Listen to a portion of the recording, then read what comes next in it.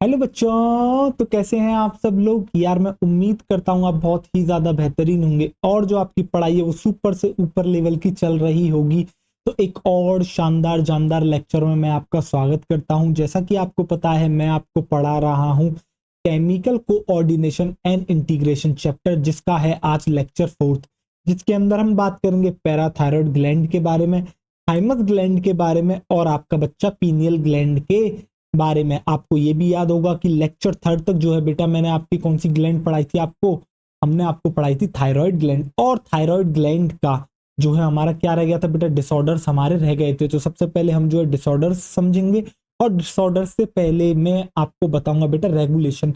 ये जो thyroid hormone का जो रेगुलेशन है वो किस तरीके से होता है, ये भी आपको जो है क्या करना है, जानना है। ठीक, तो चलो आओ आज का लेक्चर जो है बेहतरीन तरीके से शुरुआत करते हैं। मैं उम्मीद करता हूं कि आपने अब तक लेक्चर 1, लेक्चर 2, लेक्चर 3 अच्छे से देख लिए होंगे और आपको समझ में भी आ गए होंगे। ठीक, चलो आओ अब मैं आगे बढ़ूं इससे पहले मैं आपको बता दूं, अगर किसी को जो है इस लेक्चर की पीडीएफ चाहिए तो उसे मिल जाएगी वो हमारे टेलीग्राम चैनल पर। आपको क्यूआर कोड दिख रहा है, आप इसको स्कैन करके भी टेलीग्राम चैनल तक पहुंच सकते हैं। और अगर आपको जो है आप दूसरा तरीका ये है कि आप हमारे यूट्यूब चैनल के डिस्क्रिप्शन बॉक्स में जाएं, वहां पर भी आपको टेलीग्राम चैनल की लिंक मिल जाएगी। राइट, चलो आओ आज का लेक्चर जो है वो हम शुरू करते हैं। तो देखो सबसे पहले मैं बात करूंगा बच्चा रेगुलेशन के बारे में, रेगुलेशन ऑफ थायराइड हार्मोन। ठीक है, इसका रेगुलेशन कैसे होता है आपको पता है। जो थायराइड ग्लैंड है इसको रेगुलेट करता है कौन, इसको ऑर्डर कौन देता है, आपका एंटीरियर पिट्यूटरी। और एंटीरियर पिट्यूटरी को यह काम करने के लिए ऑर्डर देता है हाइपोथैलेमस।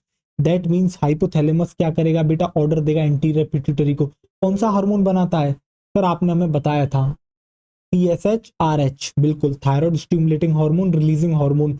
वो एक्ट करता है एंटीरियर पिट्यूटरी पर और उससे सिंथेसिस कराता है और सीक्रीशन कराता है किसका, आपके बच्चा टीएसएच का, थायराइड स्टिमुलेटिंग हार्मोन का। फिर वो थायराइड स्टिमुलेटिंग हार्मोन एक्ट करता है बेटा किसके ऊपर, थायराइड ग्लैंड के ऊपर।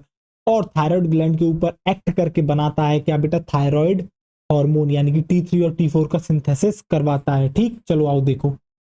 तो आप बच्चे यहाँ पर क्या हेडिंग डालोगे, आप यहाँ पर हेडिंग डालोगे regulation of,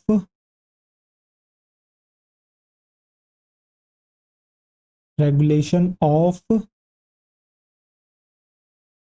regulation of thyroid, regulation of, ये क्या हो गया यार, regulation of thyroid hormone secretion. तो जो थायराइड हार्मोन का सीक्रीशन है उसका रेगुलेशन कैसे होता है वो अब मैं जो है आपको लिख के दिखाता हूं। वैसे तो आपको पता है, देखो तो मैंने क्या कहा, सबसे पहले बच्चा आती है इसके अंदर हाइपोथैलेमस। चलो इससे लिखते हैं, सबसे पहले आएगा आपका बच्चा हाइपोथैलेमस।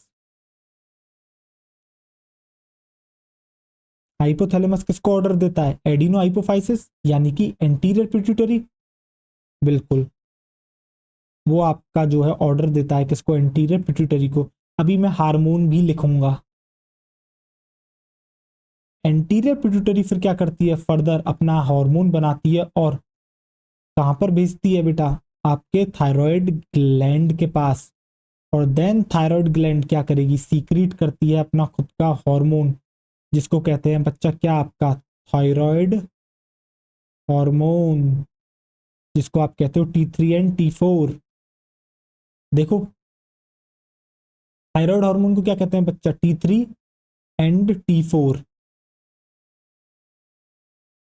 और इनकी फुल फॉर्म भी आपको अच्छे से याद है। ठीक है, हाइपोथैलेमस एंटीरियर पिट्यूटरी को ये काम कराने के लिए कौन सा हार्मोन रिलीज करती है, TSH RH।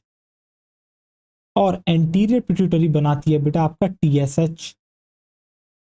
इसके बाद क्या होता है, थायराइड ग्लैंड सिंथेस करती है और सीक्रेट करती है किसको, आपके थायराइड हार्मोन को। क्या आपको ये समझ में आ गया, हाँ या ना मेरे को बताएं। जिसके अंदर बच्चों TSH RH का मतलब है thyroid stimulating hormone, releasing hormone. TSH का मतलब है थायराइड स्टिमुलेटिंग हार्मोन। ठीक, अब इससे हमें ये भी पता लगता है कि भैया पिट्यूटरी ग्लैंड क्यों मास्टर ग्लैंड है, क्यों, क्योंकि ये ऑर्डर दे रही है थायराइड ग्लैंड को और मास्टर ग्लैंड को भी एक और ग्लैंड ऑर्डर दे रही है, इसलिए वो मास्टर ऑफ मास्टर ग्लैंड है। ये वाली बात भी हमारी यहाँ पर बच्चों आपकी साबित हो जाती है। अब जरा देखें ध्यान से, अब सपोज करते हैं, देखो अब कंडीशंस लेते हैं कुछ और सुनिएगा बड़े ध्यान से। आइए देखिए, मैं मान के चलता हूं कि भैया जो है थायराइड हार्मोन बन रहा है बहुत ज्यादा। क्या बन रहा है? इसका प्रोडक्शन हो रहा है बहुत ज्यादा, ठीक है। अगर इसका प्रोडक्शन ज्यादा होगा, क्या बॉडी में जब ज्यादा बढ़ने लगेगा तो बॉडी क्या कहेगी? बॉडी ये चाहेगी कि भैया इसका प्रोडक्शन कम हो। अब प्रोडक्शन कैसे कम होगा? प्रोडक्शन बच्चों आपका ऐसे कम होगा कि हम जो है बेटा इसका सिंथेसिस ही बंद करा दें। अब इसका सिंथेसिस करा कौन कौन रहा है? तो भैया इसका जो सिंथेसिस है, एक तो आपका करा रहा है कौन? एक तो करा रहा है आपका एंटीरियर पिट्यूटरी, ये ऑर्डर दे रहा है। दूसरा आपका ऑर्डर दे रहा है कौन? आपका हाइपोथैलेमस। तो हम क्या करेंगे, हम इन दोनों को ही क्या दे देंगे? एक नेगेटिव फीडबैक। क्या भेज दिया जाएगा? एक नेगेटिव फीडबैक कि भैया इसका प्रोडक्शन ज्यादा हो रहा है, तो अब जो है आपको क्या करना है? इसका प्रोडक्शन आपको क्या करना है? कम कर देना है। तो क्या आपको समझ में आ गया? अगर थायराइड हार्मोन हद से ज्यादा बनेगा तो क्या होगा? एक नेगेटिव फीडबैक जनरेट होगा। एक नेगेटिव फीडबैक क्या होगा बच्चा? जनरेट होगा, जो कि ये जो है डिसाइड, ये जो कि ये सुनिश्चित करेगा कि भैया अब जो है उसका सिंथेसिस रोक दिया जाए। कैसे रोक दिया जाए? अगर आप एंटीरियर पिट्यूटरी को नेगेटिव फीडबैक भेज दोगे तो टीएसएच नहीं बनाएगा, तो थायराइड ग्लैंड पे एक्ट नहीं करेगा, तो थायराइड हार्मोन नहीं बनेगा। दूसरा, आप उसको भी भेज दोगे हाइपोथैलेमस को, वो भी टीएसएच आरएच नहीं बनाएगा, तो वो एंटीरियर पिट्यूटरी पे दबाव नहीं पड़ेगा। आपको समझ में आ गया नेगेटिव फीडबैक? अब सपोज करते हैं, चलो कंडीशन लेते हैं दूसरी। अब कंडीशन लेते हैं दूसरी कि भैया जो है आपका क्या हो रहा है? थायराइड हार्मोन जो है बच्चा आपका कम बन रहा है। अगर इसका सिंथेसिस कम होगा तो क्या होगा? अब जो फीडबैक जाएगा वो जाएगा बच्चा आपका पॉजिटिव फीडबैक। अब जो फीडबैक जाएगा वो कैसा जाएगा आपका? वो जाएगा आपका बच्चों पॉजिटिव फीडबैक। तो यहां पर जो जाएगा वो जाएगा आपका बच्चा पॉजिटिव फीडबैक, यानी कि ये अब जब थायराइड हार्मोन का सिंथेसिस कम हो रहा है तो हाइपोथैलेमस से कहा जाएगा तुम टीएसएच आरएच बनाते रहो। एंटीरियर पिट्यूटरी को ऑर्डर दिया जाएगा तुम भी टीएसएच बनाते रहो। तो दोनों के पास कैसा फीडबैक जाएगा? आपका पॉजिटिव फीडबैक जाएगा। तो इस तरीके से जो है आपका थायराइड हार्मोन का क्या होता है बच्चा? रेगुलेशन होता है। अब आपको ये रेगुलेशन समझना जरूरी है। आपको आता है बट लेकिन आपको ये भी समझ में आ गया किस तरीके से साइकिल चलती है। तो बेटा पॉजिटिव और नेगेटिव फीडबैक का मतलब समझ में आ गया, किस तरीके से वर्क करता है। आपको बेहतरीन तरीके से रेगुलेशन समझ में आ गया होगा। अब जो है इसके बाद हम डिसऑर्डर्स की बात करेंगे, क्योंकि डिसऑर्डर्स में हमें इसकी जरूरत पड़ेगी। तो अब आप डालोगे यहां पर बेटा डिसऑर्डर्स ऑफ थायराइड ग्लैंड। अब आप डालोगे बच्चों heading disorders of thyroid gland. Disorders of thyroid gland. अब आपको पता है भैया किसी भी हार्मोन का जो है बेटा डिसऑर्डर कब होता है? जब उसकी मात्रा, जब उसकी क्वांटिटी बच्चों आपकी ऑप्टिमम वैल्यू से या तो कम हो जाए या ज्यादा हो जाए। यानी कि या तो कम हो जाए या ज्यादा हो जाए, यानी कि या तो हाइपोसीक्रीशन हो या उसका हाइपर सीक्रीशन हो, तभी जो है आपको डिसऑर्डर्स देखने को मिलते हैं। तो चलो यहां पर भी लिख लेते हैं वही सेम कहानी। एक होगी आपकी बेटा कहानी किसकी? हाइपोसीक्रीशन की। दूसरी कहानी होगी आपकी हाइपर सीक्रीशन की। हाइपोसीक्रीशन यानी कि बेटा अपनी ऑप्टिमम वैल्यू से कम जो है, जब आपका क्या हो थायराइड हार्मोन का सीक्रीशन हो तो उसको कहते हैं हाइपोसीक्रीशन। और अगर क्वांटिटी से ज्यादा हो तो उसे कहते हैं आपके हाइपर सीक्रीशन। तब उसे कहते हैं बच्चों आपका हाइपर सीक्रीशन। अब हाइपोसीक्रीशन से आपको दो प्रॉब्लम्स देखने को मिल सकती है। एक देखने को मिल सकती है बच्चा आपका सिंपल गॉइटर। एक देखने को मिल सकती है आपको बच्चा क्या? Simple goitre. Simple goitre. दूसरी आपको कंडीशन देखने को मिलती है क्रेटिनिज्म की। इसकी कंडीशन देखने को मिल सकती है आपको क्रेटिनिज्म की। और हाइपर सीक्रीशन से बच्चों आपको देखने को मिलती है एक्सोप्थेल्मिक गॉइटर की। तो किसकी देखने को मिलती है? आपको देखने को मिलती है एक मिनट, आपको देखने को मिलती है बच्चों एक्सोथैलेमिक गॉइटर की। अभी मैं एक्सप्लेन करूंगा इनको। अभी आप ये चार्ट बना लो। और इसी को कहा जाता है बच्चों ग्रेव्स डिसीज। इसी को कहा जाता है आपका क्या? Graves disease. तो क्या आपको समझ में आ गया भैया कौन कौन से डिसऑर्डर्स आपको देखने को मिल सकते हैं? देखो मैं हटता हूं एक बार, अब जरा ध्यान से देखना। तो थायराइड ग्लैंड का जो बेटा आपके डिसऑर्डर्स हैं, जो बीमारियां हैं, वो दो तरीके से हो सकते हैं, या तो हाइपोसीक्रीशन हो या फिर हाइपर सीक्रीशन हो। हाइपो सीक्रेशन होता है तो आपको दो बीमारियां देखने को मिल सकती हैं, एक होती है बच्चा आपकी सिंपल गॉइटर, दूसरी है बच्चा आपकी क्रेटिनिज्म। और हाइपर सीक्रेशन से आपको जो बीमारी देखने को मिलती है उसको हम कहते हैं एक्सोप्थेल्मिक गॉइटर, या फिर बच्चा इसी का नाम होता है आपका ग्रेव्स डिसीज। अब हम जो है बच्चों शुरू करेंगे आपका सिंपल गॉइटर से कहानी को। आओ देखो, किसी भी बच्चे को नोट करना हो तो बच्चा वो क्या करेगा, नोट कर लेगा। ये तो आपको दिख रहा है, देखो यहाँ पर पॉज करो और इसको अब नोट कर लो। कर लिया पॉज, हो गया नोट। चलो आओ अब हम आगे बढ़ते हैं। अब मैं हट जाता हूं यहां से। अगर आपको ये नोट करना है तो आप क्या कर लोगे बच्चा, यहाँ पर पॉज करोगे और आप क्या करोगे, नोट कर लोगे। ठीक है, नोटेड हो गया। चलो आओ देखो, अब जो है अब हम आगे बढ़ते हैं।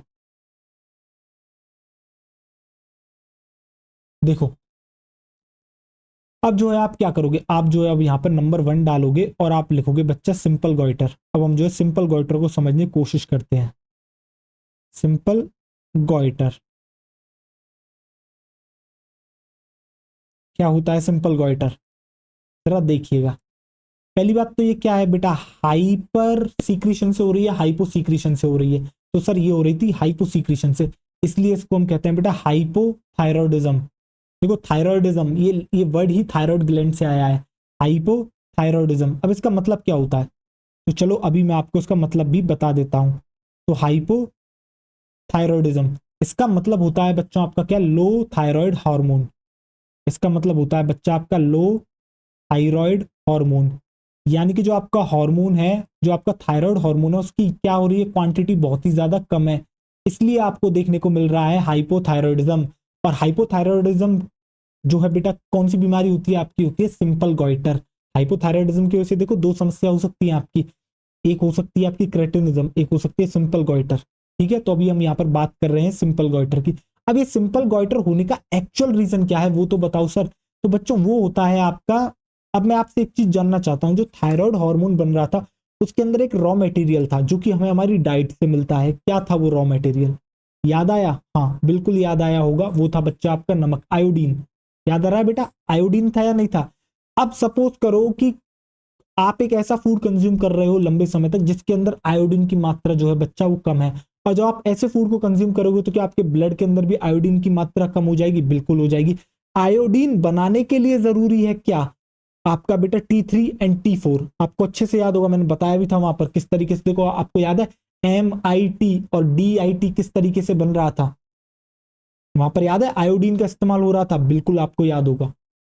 अगर कोई प्रीवियस लेक्चर नहीं देख के आया तो मैं उसे अब याद नहीं दिलाऊंगा।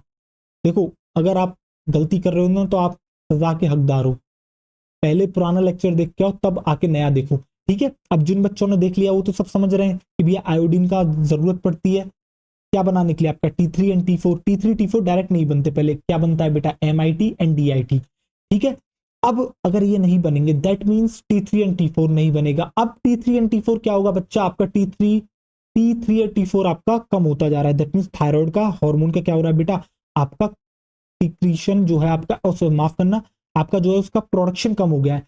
अब बॉडी को क्या लगेगा यार, थायराइड का हार्मोन का जो है प्रोडक्शन कम हो रहा है, तो पता है वो क्या करेगी, वो एक पॉजिटिव फीडबैक देगी, सुनना ध्यान से, वो एक पॉजिटिव फीडबैक देगी किसको बेटा, आपके एंटीरियर पिट्यूटरी को, समझ रहा है? और एंटीरियर पिट्यूटरी फिर उसके बाद क्या करेगी बेटा, आपका TSH और बनाएगी, और वो TSH जो है बेटा पहले तो बन ही रहा था, अब हद से ज्यादा बनेगा। तो वो TSH किसके ऊपर एक्ट करेगा, थायराइड ग्लैंड पर। बट थायराइड ग्लैंड क्या करे बेटा, उसके पास तो रॉ मटेरियल ही नहीं पहुंच रहा, वो कैसे बनाए, बट लेकिन बॉडी को लग रहा है अभी भी नहीं बन रहा भाई, तो वो और जो है पुश कर रही है, समझ रहे हो, पॉजिटिव फीडबैक भेज रही है और एंटीरियर पिट्यूटरी और जोर लगा रही है। तो बेटा थायराइड ग्लैंड के ऊपर इतना जो है जोर लग जाता है कि भैया क्या हो जाता है, थायराइड ग्लैंड का जो है बच्चा क्या हो जाता है, आपका एनलार्जमेंट हो जाता है। थायराइड ग्लैंड का क्या हो जाता है, एनलार्जमेंट हो जाता है। इसी को ही कहते हैं बच्चा आपका सिंपल गॉइटर, आपने देखा भी होगा, देखा है यहाँ पर बेटा, आपको पता है ट्रैकिया के पास आपकी प्रेजेंट है थायराइड ग्लैंड, तो उसका क्या हो जाएगा, एनलार्जमेंट हो जाएगा। क्यों हुआ, क्योंकि लगातार जो है बेटा TSH जो एंटीरियर पिट्यूटरी से रिलीज हो रहा है वो एक्ट करने लग रहा है किसके ऊपर, थायराइड ग्लैंड के ऊपर। क्यों, क्योंकि उसको ऐसा लग रहा है कि भैया थायराइड हार्मोन कम है, और जो एक्चुअल में कम है, बट लेकिन उसका रीजन ये है वो इसलिए कम है क्योंकि थायराइड ग्लैंड में कोई समस्या नहीं है, समस्या है भैया उसे वो ही नहीं मिल रहा, रॉ मटेरियल नहीं मिल रहा, और रॉ मटेरियल क्या है, वो है बच्चों आपका आयोडीन। तो क्या आपको समझ में आ गया सिंपल गॉइटर क्यों हो रहा है? तो आप लिखोगे ड्यू टू आप लिखोगे किसकी कमी से, तो आप लिखोगे due to deficiency of I2। I2 मतलब बच्चा आपका आयोडीन इन आर डाइट। और मैं आपको ये बता दूं कि जितने भी लोग जो है बच्चों सी फूड कंज्यूम करते हैं उनको कभी भी सिंपल वाटर आपको देखने को मिल ही नहीं सकता, क्योंकि उसमें भर भर के बेटा जो है क्या प्रेजेंट है, आयोडीन प्रेजेंट है। ठीक, अब देखो इसका रिजल्ट क्या है बच्चों, इसका जो रिजल्ट है वो क्या है, इसका रिजल्ट बहुत ही ज्यादा सिंपल है। आपको क्या देखने को मिलता है, आपको देखने को मिलता है बच्चा एनलार्जमेंट ऑफ थायराइड ग्लैंड आपको देखने को मिलता है, या फिर आप कैरेक्टरिस्टिक कह सकते हो एनलार्जमेंट ऑफ थायराइड ग्लैंड। क्यों हुआ आपको समझ में आ गया, इसलिए मैंने वो फीडबैक वाली कहानी आपको समझाई थी। थायराइड ग्लैंड, क्योंकि बच्चा होगा क्या, बॉडी को तो ऐसा ही लगेगा ना भैया थायराइड हार्मोन नहीं बन रहा, तो वो क्या करेगी, एक पॉजिटिव फीडबैक भेजेगी एंटीरियर पिट्यूटरी पर, और फिर टीएसएच ज्यादा निकलेगा। फिर वो टीएसएच किस पे एक्ट करता है, थायराइड ग्लैंड के ऊपर, इसलिए बेटा एनलार्ज हो जाती है आपकी कौन, थायराइड ग्लैंड जो है आपकी क्या हो जाती है, एनलार्ज्ड हो जाती है। अब देखो, अब जो सेकंड आती है वो आती है बच्चों क्रेटिनिज्म। सेकंड जो आपको देखने को मिलता है डिसऑर्डर वो है बेटा क्रेटिनिज्म। क्रेटिनिज्म, अब जरा ध्यान से देखना क्रेटिनिज्म क्या है। क्या क्रेटिनिज्म भी बेटा हाइपोथायरॉयडिज्म है, बिल्कुल, क्योंकि वो भी हाइपोसीक्रेशन से हो रही है किसके, थायराइड हार्मोन के, और इसी को हम कहते हैं हाइपोथायरॉयडिज्म। अब ये होती किसको है, सपोज करो एक फीमेल है जो कि प्रेग्नेंट है, ठीक है, और अब उसकी बॉडी में क्या हो रहा है बेटा, हाइपोसीक्रेशन हो चुका है थायराइड हार्मोन का, यानी कि हाइपोथायरॉयडिज्म हो चुका है। अब आपको पता है जिस जो फीमेल प्रेग्नेंट होती है उसकी बॉडी पर अगर कोई भी जो है बेटा क्या कहते हैं, कोई भी समस्या होती है तो वो जो है अफेक्ट करती है बेटा किसको, आपके बच्चे को अफेक्ट करती है, बिल्कुल करती है। तो होगा क्या, इसकी वजह से हाइपोथायरॉयडिज्म की वजह से बेटा बच्चे के अंदर समस्या हो जाएंगी, बच्चे का जो डेवलपमेंट और मैच्योरेशन है ना उसके अंदर डिफेक्ट आने लग जाएंगे, जो ग्रोइंग बेबी है ना उसके डेवलपमेंट में और उसकी ग्रोथ में बेटा डिफेक्ट आने लग जाएंगे। और ये जो है आपको जो क्रेटिनिज्म है ना ये बेटा बच्चों में ही देखने को मिलता है। सिम्टम्स क्या होते हैं, बच्चे की हाइट कम रह जाएगी बेटा, स्टंटेड ग्रोथ देखने को मिलेगी, स्किन उसकी जो है वो थोड़ी एबनॉर्मल होगी, ठीक है। इसके अलावा आपका क्या कहते हैं, उसको वो जो है मेंटली रिटार्ड होगा बेटा, समझ रहे हो, थोड़ा सा दिमाग से पागलपन होगा, आप समझ रहे हो। इसके अलावा जो उसका आईक्यू है बच्चों, वो उसका आईक्यू कम होगा।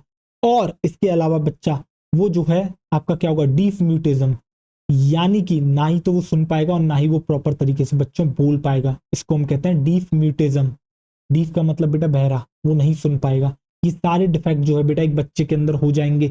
और ये कब होंगे, अगर कोई फीमेल जब प्रेग्नेंट है उस समय हाइपोथायरॉयडिज्म हो जाता है तो इसी को हम कहते हैं बेटा क्रेटिनिज्म, जो कि आपको बच्चों में देखने को मिलता है। चलो आओ देखो, आप लिख लोगे इस वाली बात को, तो आप क्या लिखोगे यहाँ पे, क्रेटिनिज्म क्या है भैया, क्रेटिनिज्म भी है आपका हाइपोथायरॉयडिज्म।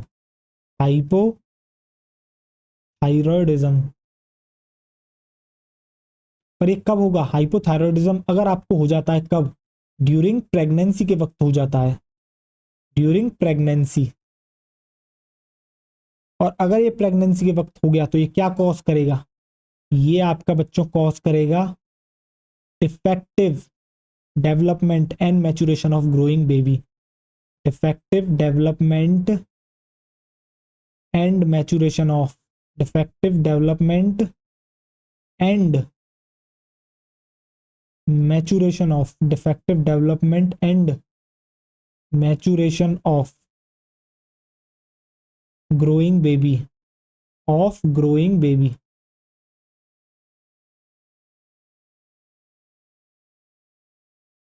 ऑफ ग्रोइंग बेबी, जो ग्रोइंग बेबी है उसके अंदर क्या देखने को मिलेंगे बेटा, आपको डिफेक्ट देखने को मिलेंगे। अब वो जो है कैरेक्टरिस्टिक्स क्या क्या होंगे, तो लिख दूं मैं एक बार कैरेक्टरिस्टिक्स, बिल्कुल। तो आप इस तरीके से यहाँ पे लिखोगे कैरेक्टरिस्टिक्स।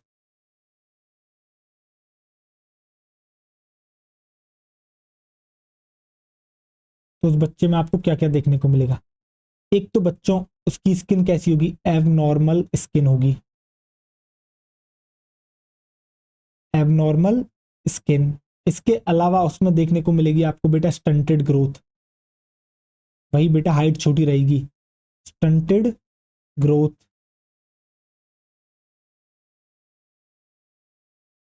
इसके अलावा बेटा आपको देखने को मिलेगा लो इंटेलिजेंट क्वोशंट, यानी कि आईक्यू, लो इंटेलिजेंट कोशेंट, भैया उसका आईक्यू क्या होगा, आईक्यू की फुल फॉर्म होती है बेटा ये इंटेलिजेंट कोशेंट, इसका कैसा होगा, लो होगा। इसके अलावा बच्चा मेंटली रिटार्ड होगा, मेंटल, आप लिख दो मेंटल रिटार्डेशन, मेंटल रिटार्डेशन देखने को मिलेगी। और बच्चों आपको देखने को मिलेगा डीफ म्यूटिज्म, आपको देखने को मिलेगा क्या, डीफ म्यूटिज्म। क्या आपको समझ में आ गए सारे पॉइंट, हाँ या ना, मेरे को इतना बताओ। तो आप क्या करोगे बच्चों, पॉज करोगे और नोट करोगे। पहले आप नोट करोगे क्या, सिंपल गॉइटर को, आओ देखो। पहले आप नोट करोगे बच्चों सिंपल गॉइटर को, आप पॉज करोगे और क्या करोगे, आप नोट करोगे, करो नोट, कर लिया, नोटेड, चलो बढ़िया। अब मैं आपके लिए नेक्स्ट स्लाइड लगा देता हूं, करो नोट। और जब तक आप नोट कर रहे हो तब तक मैं पानी पी लेता हूं। चलो आप नोट करो, मैं अब तक पानी पीता हूं।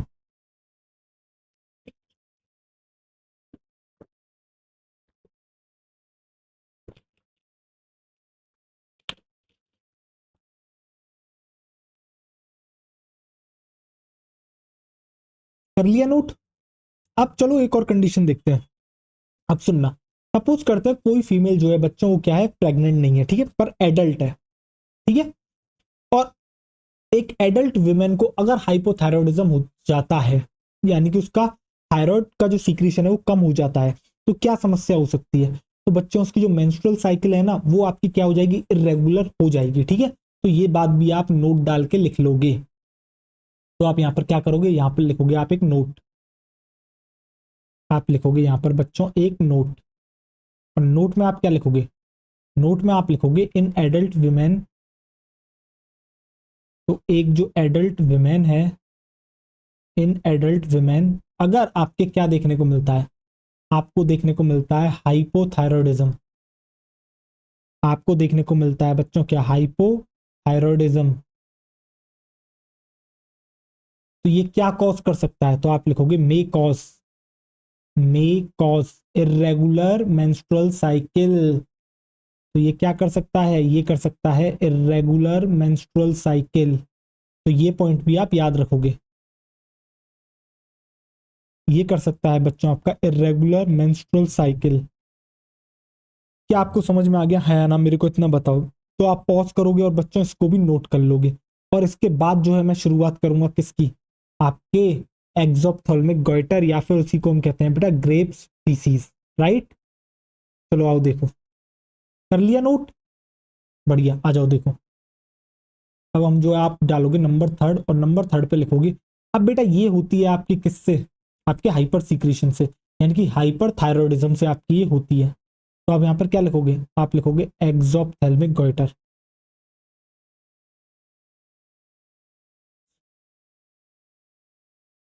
यार एक्सोप्थेल्मिक आएगा ना, हाँ, मैंने शायद वहां पी पहले लिख दिया है, चलो आओ इसे सही कर लेते हैं। एक्सोप्थेल्मिक गॉइटर, और इसी को कहते हैं हम आपके बच्चों क्या, ग्रेप्स डिसीज। तो आप स्लैश करके लिखोगे यहाँ पर ग्रेप्स डिसीज, इसी को कहते हैं बच्चों आपका ग्रेप्स डिसीज। देखो पहले उसे सही कर लेते हैं, आओ देखो, एक्सपोथेल्मिक हो गया यार, ये होगा बेटा एक्सोप्थेल्मिक। अब देखो इसके जरा शब्द को पकड़ना, एक्स का मतलब क्या होता है बच्चा, देख, एक्स का मतलब होता है बाहर, ऑप्थेल्मिक का मतलब होता है बच्चा तेरी आंख। तो पता है इसके अंदर क्या होती है, जिसको तेरी ग्रेप्स डिसीज हो जाती है, पता है क्या होता है, जो आंख होती है ना बेटा वो थोड़ी बाहर निकली आती है, प्रोट्रूजन हो जाता है, आई बॉल्स का क्या हो जाता है, प्रोट्रूजन हो जाता है, वो बाहर की तरफ निकली आती है। इसलिए इसको कहते हैं एग्ज ऑप्थेल्मिक गॉइटर। क्या आपको समझ में आ गया किसकी वजह से होता है, हाइपर थायरॉयडिज्म की वजह से होता है, यानी कि high levels of thyroid hormone की वजह से होता है। अब ये हाई लेवल कैसे हुए होंगे, तो बेटा इसका एक कारण हो सकता है आपका कि आपकी थायराइड ग्लैंड के अंदर हो गया हो कैंसर। अब सर कैंसर क्या होता है आप जानते हो बेटा, जब भी इरेगुलर तरीके से और एक रैपिड डिवीजन में निकल जाती हैं आपकी सेल्स, तो उसको हम कहने लगते हैं आपका कैंसर, ठीक है। या फिर आपकी जो थायराइड ग्लैंड है उसके अंदर बेटा नोड्यूल्स का जो है डेवलपमेंट हो गया हो, वो भी कैंसर ही है आपका, समझ में आ गया आपको। यानी कि बेसिकली कैंसर की वजह से जो है ये आपकी आपको देखने को मिलती है एक्सोप्थेल्मिक गॉइटर। क्या होता है, देखो सबसे पहला तो इसका सिम्टम यही है कि भैया जो आंख है वो बाहर की तरफ निकल जाती है, एक्स ऑप्थेल्मिक। देखा होगा आपने, ऑप्थेल्मोलॉजिस्ट होता है बच्चों आपका आंखों का डॉक्टर। दूसरा क्या होता है इसके अंदर बेटा, आपकी बीएमआर बेसल मेटाबॉलिक रेट जो है वो आपकी बढ़ जाती है और आपका जो है क्या हो जाता है, वेट लॉस हो जाता है। तो ये है इसके कुछ कैरेक्टरिस्टिक्स। तो अब आप लिख लोगे, अब क्या लिखोगे, मैं हटा दूं इसको यहां से, चलो हटाते नहीं है इसको और सही तरीके से लिख देते हैं, इससे आपको याद रहेगा, ठीक है। तो आप यहाँ पे क्या लिखोगे, ये क्यों हो रहा है, ये हो रहा है due to hyperthyroidism. Hyper thyroidism की वजह से आपको ये देखने को मिलता है, यानी कि high levels of thyroid hormone, due to high levels of thyroid hormone, high levels of thyroid hormone. देखो तो हाइपरथायरॉयडिज्म, ठीक है। आप लिखोगे क्या, ड्यू टू हाइपरथायरॉयडिज्म क्यों हुआ, due to cancer of thyroid gland, due to cancer of thyroid gland. या फिर आप कह सकते हो बेटा नोड्यूल्स का डेवलपमेंट हो गया किसके अंदर, आपके थायराइड ग्लैंड में। कैरेक्टरिस्टिक्स क्या क्या है, चलो आओ देखो, कैरेक्टरिस्टिक्स देख लेते हैं। सबसे पहला तो यही है बेटा, आपका प्रोट्रूजन हो जाता है आई वॉल्स का। तो आप लिखोगे यहां पर क्या, protrusion of I walls, protrusion of I walls, आपकी जो आंखें हैं वो बाहर निकल जाती हैं, प्रोट्रूजन ऑफ आई बॉल्स। दूसरा क्या हो रहा है, आपका जो बीएमआर है वो बढ़ जाता है, यानी कि बेसल मेटाबॉलिक रेट जो है वो क्या हो चुकी है, बढ़ चुकी है, जिसकी वजह से आपको देखने को मिलता है बच्चा वेट लॉस, जिसकी वजह से आपको देखने को मिलता है बच्चा क्या, वेट लॉस। क्या आपको सारे पॉइंट समझ में आ गए, हाँ या ना, मेरे को इतना बताएं। सारी की सारी चीजें आपके दिमाग में सेट हो गई, सारे के सारे डिसऑर्डर्स क्या आपके दिमाग में सेट हो गए। अगर ये सारी चीजें आपके दिमाग में सेट हो गई हैं बच्चों, तो अब समय आ गया है आपका क्या करने का, शुरू, पैराथायरॉयड ग्लैंड को शुरू करने का। तो अब आप यहाँ पर वीडियो पॉज करोगे और आप नोट करोगे, करो पॉज, हो गया नोट, चलो आओ देखो।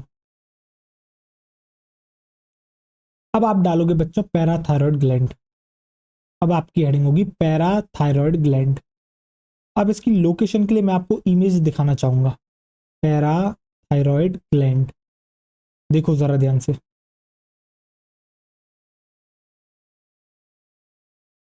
क्या आपको थायरॉयड ग्लैंड याद है इसकी लोकेशन, चलो मैं तुम्हें दोनों ही इमेज दिखाता हूं, आओ। ये देखो, क्या बेटा जो आपने देखा था थायरॉयड ग्लैंड का यही था, ये आपकी कहां प्रेजेंट होती है, जो आपको ट्रैकिया दिखता है बेटा, वहां पर आप देख रहे हो वेंट्रल साइड पर जो है देखने को मिल रही है, इसकी दो लोब्स होती है जो कि एक कनेक्टिव टिश्यू के फ्लैप से जो है बेटा क्या होती है, जुड़ी हुई होती है, जिसको आप कहते हो इस्थमस, ठीक है। अब होता क्या है बच्चों, ये जो आपको दो लोब दिख रही है, अब ये जो थायरॉयड ग्लैंड आपको दिख रही है, पता है इसी की जो बैक साइड है, यानी कि जो डोर्सल साइड है, वहीं पर आपकी प्रेजेंट है क्या, पैराथायरॉयड ग्लैंड, जो कि आपकी नंबर में होती है बच्चों 4। ये दिख रहा है बेटा, ये बैक साइड है। ये कौन सी साइड आपको दिख रही है, ये जो आपको साइड दिख रही है बेटा, ये है आपकी कौन सी साइड, ये है आपकी बच्चों डोर्सल साइड, ये है आपकी बच्चों dorsal side of thyroid gland, dorsal side of thyroid gland. और यहां पर आपको क्या देखने को मिल रहा है, देखो ये पहली लोब है, ये दूसरी लोब है। यहां पर आपको देखने को मिल रहा है कि भैया एक लोब के ऊपर दो पैराथायरॉयड ग्लैंड प्रेजेंट है। दैट मींस आप कह सकते हो कि भैया एक एक लोब के ऊपर एक आपका क्या होता है, one pair of parathyroid gland present है। ऐसे ही बेटा दूसरी पर भी वन पेयर प्रेजेंट है, यानी कि इन टोटल दो पेयर्स हैं ये।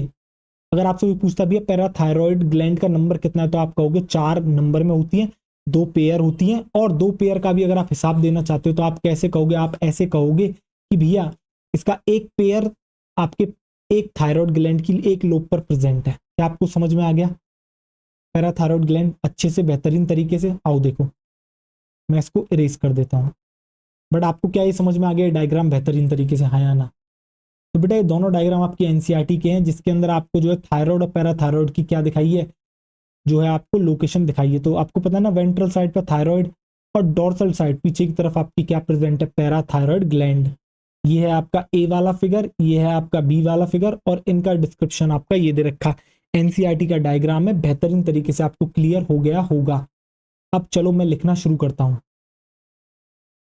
अब मैं यहाँ पर क्या लिखूंगा, मैं यहाँ पर लिखूंगा बेटा कहाँ पर प्रेजेंट है या फिर लोकेटेड कहाँ पर है, तो आप लिखोगे present on the back side, present on the back side. और यहाँ पर बैक साइड का मतलब हम क्या कहना चाहते हैं, देखो आपको बताना पड़ेगा। बैक साइड मतलब बेटा डोर्सल साइड की यहाँ पर बात चल रही है, dorsal side. Present on the back side मतलब बच्चों यानी कि dorsal side, back side of thyroid gland. भैया थायराइड ग्लैंड की जो बैक साइड है वहां पर ये प्रेजेंट है। फिर बेटा ये नंबर में कितनी है देखो, तो आप लिखोगे they are two pairs in number. ये भैया कितनी है, दो पेयर है नंबर में, they are two pairs in number. तो क्या बच्चों ये पॉइंट भी आपको समझ में आ गया, हाँ या ना। अब जरा इस पॉइंट को थोड़ा और अच्छे से डिफाइन कर देते हैं। डिफाइन मतलब कैसे, जरा देखो ध्यान से। क्या मैं ये लिख सकता हूं कि वन पेयर प्रेजेंट है बेटा, देखो आप इस तरीके से लिखो, one pair each in two lobes of thyroid gland. तो बेटा ये पर्टिकुलरली आपको बहुत अच्छे से बता रहा है कि भैया हमें पता है थायराइड ग्लैंड की दो लोब होती हैं और एक लोब पर एक पेयर प्रेजेंट है। तो क्या आपको समझ में आ गया और अच्छे तरीके से। अब देखो, अब इसके अलावा क्या लिखोगे भैया, ओरिजन की बात कर लेते हैं। ओरिजन में कैसी है, तो बच्चों जो इसका ओरिजन हुआ है कौन सी जर्म लेयर से बनी है, ये बनी है आपकी बेटा एंडोडर्म जर्म लेयर से। इसलिए हम इसको कहते हैं एंडोडर्मल इन ओरिजन, इसलिए हम इसको कहते हैं एंडोडर्मल इन ओरिजन। अब इसका हार्मोन का क्या नाम है, तो भैया जो हार्मोन ये सीक्रेट करती है उस हार्मोन को कहते हैं पैराथायरॉयड हार्मोन। पैराथायरॉयड ग्लैंड है, इसके हार्मोन का नाम है पैराथायरॉयड हार्मोन। और ये जो पैराथायरॉयड हार्मोन होता है जिसको हम पैराथ हार्मोन भी कह रहे थे, ठीक है, यानी वो जो टी है ना बेटा वो थायराइड के लिए है, पैरा टी मतलब थायराइड, जिसे मैं शॉर्ट में पैराथ हार्मोन भी बोल देता हूँ, पर इसका मतलब है बेटा पैराथायरॉयड हार्मोन। अब ये पैराथायरॉयड हार्मोन का नेचर कैसा है, तो बेटा ये होता है प्रोटीनेशियस इन नेचर, यानी कि प्रोटीन का मिलके बना हुआ है, ठीक है। इसके अलावा सर ये करता क्या है, क्या आपको याद है, ये बेटा मैंने कुछ बताया था एंटागोनिस्ट होता है, कुछ तो मैंने बताया था। अब किसके एंटागोनिस्ट होता है ये आपको अभी थोड़ी देर बाद और पता लगेगा। हाँ सर कुछ कैल्सिटोनिन शब्द आपने इस्तेमाल करा था, हाँ कुछ तो आपने ऐसा बताया था, पैराफोलिकुलर सेल। याद आ रहा नहीं आ रहा गधों, बताओ मुझे।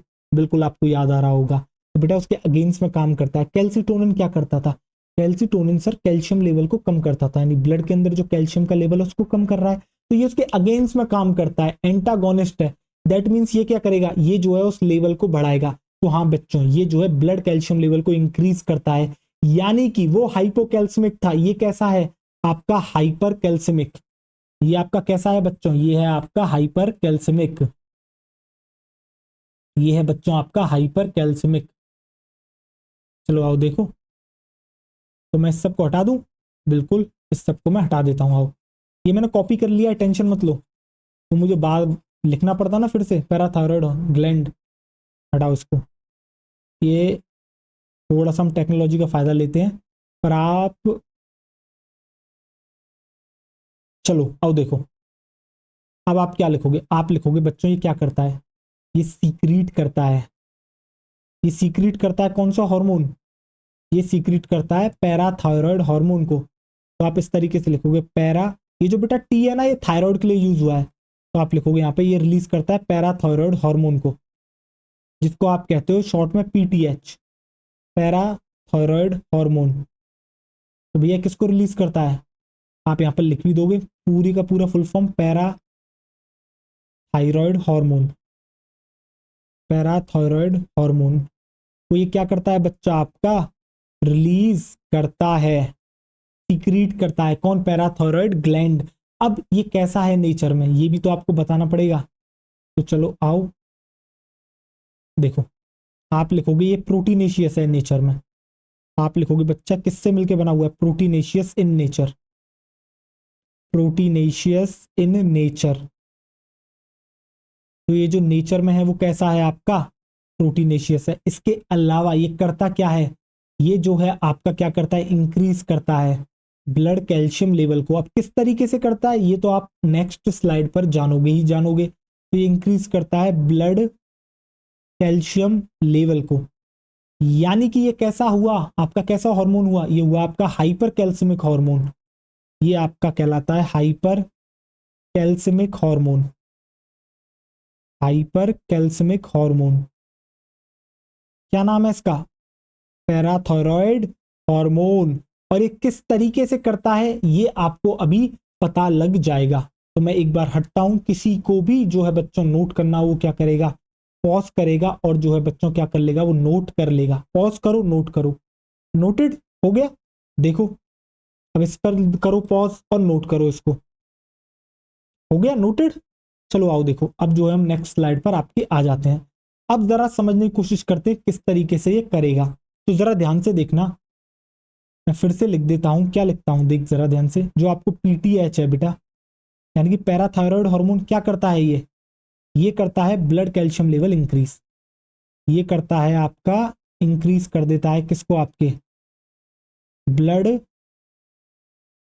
कैल्शियम लेवल को क्या कर देता है आपका बच्चों, ये कर देता है इंक्रीज। अब ये इंक्रीज किस किस तरीके से करेगा ये आपको जो है जानना होगा।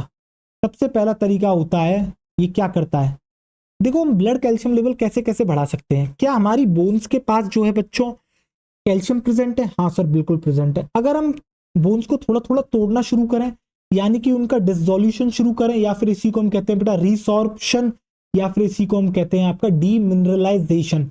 अगर हम ये सब कुछ करते हैं बोन का, तो क्या उससे जो है हमारा कैल्शियम आ सकता है, बिल्कुल आ सकता है। बट ऐसा नहीं है बेटा हर बोन का करते हैं, नहीं। जिस बोन के ऊपर ज्यादा कैल्शियम डिपोजिशन होता है, यानी कभी कभी क्या होता है बेटा, ज्यादा कैल्शियम डिपोजिशन से जो बोन है ना वो थोड़ी एसिमेट्रिकल हो जाती है, तो उसे वापस सिमेट्री में लाने के लिए क्या करा जाता है, ये हार्मोन उसका करवाता है बच्चा, क्या इस उस वाली बोन का करवाता है ये डीमिनरलाइजेशन या फिर डिसोल्यूशन या फिर रिसॉर्प्शन। जिससे कि क्या होता है बच्चों, उस बोन में से क्या होता है, कैल्शियम निकल जाता है। क्या आपको समझ में आ गया, हाँ या ना। इसको हम बेटा ऑस्टियोक्लास्ट एक्टिविटी भी कहते हैं। ऑस्टियोक्लास्ट सेल होती हैं जो ये काम करती है, ठीक है। अभी शायद आपको इतना समझ में नहीं आएगा, ठीक है, बट आपको मैंने जितना समझाना था उतना आपके लिए काफी है, ठीक है। क्या आपको समझ में आ गया किस तरीके से ये जो है काम करेगा। एक तरीका तो ये है, तो चलो लिख लेते हैं। सबसे पहले ये क्या कर सकता है, आप लिखोगे बाय स्टिमुलेटिंग। ये क्या किस प्रोसेस को शुरू करवा देगा, by stimulating, by stimulating process of bone. Bone का क्या कराना है आपको, रिसॉर्प्शन, यानी कि वो ही बच्चा बोन की टूट फूट थोड़ी सी जो एक्स्ट्रा उसके ऊपर डिपोजिशन हो चुका है किसका, कैल्शियम का। देखो ये यहां पर नहीं आएगा, मुझे लग ही रहा था। तो ये क्या कराएगा, बोन का रिसॉर्प्शन। देखो by stimulating the process of bone resorption. इसके अलावा बेटा इसको क्या कहते हैं, इसको कहते हैं बेटा बोन डिसोल्यूशन, या फिर इसी को कहा जाता है बोन मिनरलाइजेशन। तो स्लैश करके यहां पर मिनरलाइजेशन भी मैं लिख दूंगा, बोन मिनरलाइजेशन। क्या आपको समझ में आ गया, हाँ या ना, मुझे इतना बताओ। तो जो एक्स्ट्रा कैल्शियम होगा वो बेटा निकल जाएगा। आपको याद है कैल्सीटोनिन इसका जस्ट उल्टा काम कर रहा था, वो क्या कर रहा था, वो जितना भी था उसको बेटा उल्टा बोन के ऊपर क्या कर रहा था, उसमें बोन के अंदर बेटा वापस जो है क्या कर रहा था, क्या कर रहा था, इसका जस्ट उल्टा काम बेटा, वो बोन में क्या कर रहा था, स्टोर करवा रहा था कैल्शियम को, जिससे कि बोन और ज्यादा सॉलिड और ज्यादा स्ट्रॉन्ग बने। ये उसका जस्ट उल्टा काम कर रहा है, ठीक है। दूसरा तरीका क्या है, दूसरा तरीका सर ये है कि जो हमारी किडनी होती है, किडनी हमारी बच्चों इसकी स्ट्रक्चरल एंड फंक्शनल यूनिट क्या है, नेफ्रॉन्स। तो जो नेफ्रॉन के अंदर कैल्शियम पड़ा हुआ है उसका हम रीअब्जॉर्प्शन इंक्रीज करा दें। तो सेकंड तरीका ये भी है। तो देखो ये सेकंड तरीका बेटा ये भी है, बिल्कुल है। तो सेकंड तरीका क्या है, सेकंड तरीका ये है कि हम जो है क्या कराएं, बाय रीअब्जॉर्प्शन ऑफ, हम क्या कराएं, हम कराएं बेटा रीअब्जॉर्प्शन, बाय रीअब्जॉर्प्शन फ्रॉम, बेटा कैल्शियम का ही करा रहे हैं ये आपको पता है, reabsorption from nephron of kidney. तो जो किडनी के नेफ्रॉन होते हैं वहां से हम कराएं, फ्रॉम नेफ्रॉन ऑफ किडनी। क्या आपको ये भी समझ में आ गया भैया। अब तीसरा तरीका क्या हो सकता है, एक बात बताओ, क्या आप जो फूड खाते हो उसके अंदर कैल्शियम होता है? बिल्कुल होता है। दैट मीन्स हमारी जो बेटा गट है, उस गट के अंदर आपको कैल्शियम देखने को मिलता है। अब मुझे कराना है उस कैल्शियम का, क्या कराना है बेटा, उसका मुझे कराना है एक तरीके से एब्जॉर्प्शन इंक्रीज कराना है गट में से। तो उसका तरीका क्या है पता है, ये क्या करता है, किडनी के पास एक सेल होती है जिनको हम कहते हैं जेजी सेल, और जो कि मैंने आपको excretory product and there elimination में भी मैंने बता रखी है, जक्स्ट्रा जक्स्ट्रा ग्लोमेरुलर सेल्स। तो जो जेजी सेल्स होती हैं किडनी की बेटा, वो एक हार्मोन रिलीज करती हैं जिसका नाम होता है कैल्सीट्रायोल। क्या होता है उस हार्मोन का नाम बच्चों? कैल्सीट्रायोल। तो ये कैल्सीट्रायोल रिलीज होता है, और ये कैल्सीट्रायोल रिलीज होके क्या करता है, गट के ऊपर एक्ट करता है, और वहां से बेटा क्या करता है, वो जो है बेटा क्या करता है, आपका इंक्रीज करा देता है एब्जॉर्प्शन ऑफ कैल्शियम। क्या आपको समझ में आ गया, हाँ या ना? इससे क्या होगा, ब्लड कैल्शियम लेवल आपका बढ़ जाएगा। तो तीसरा तरीका ये है आपका।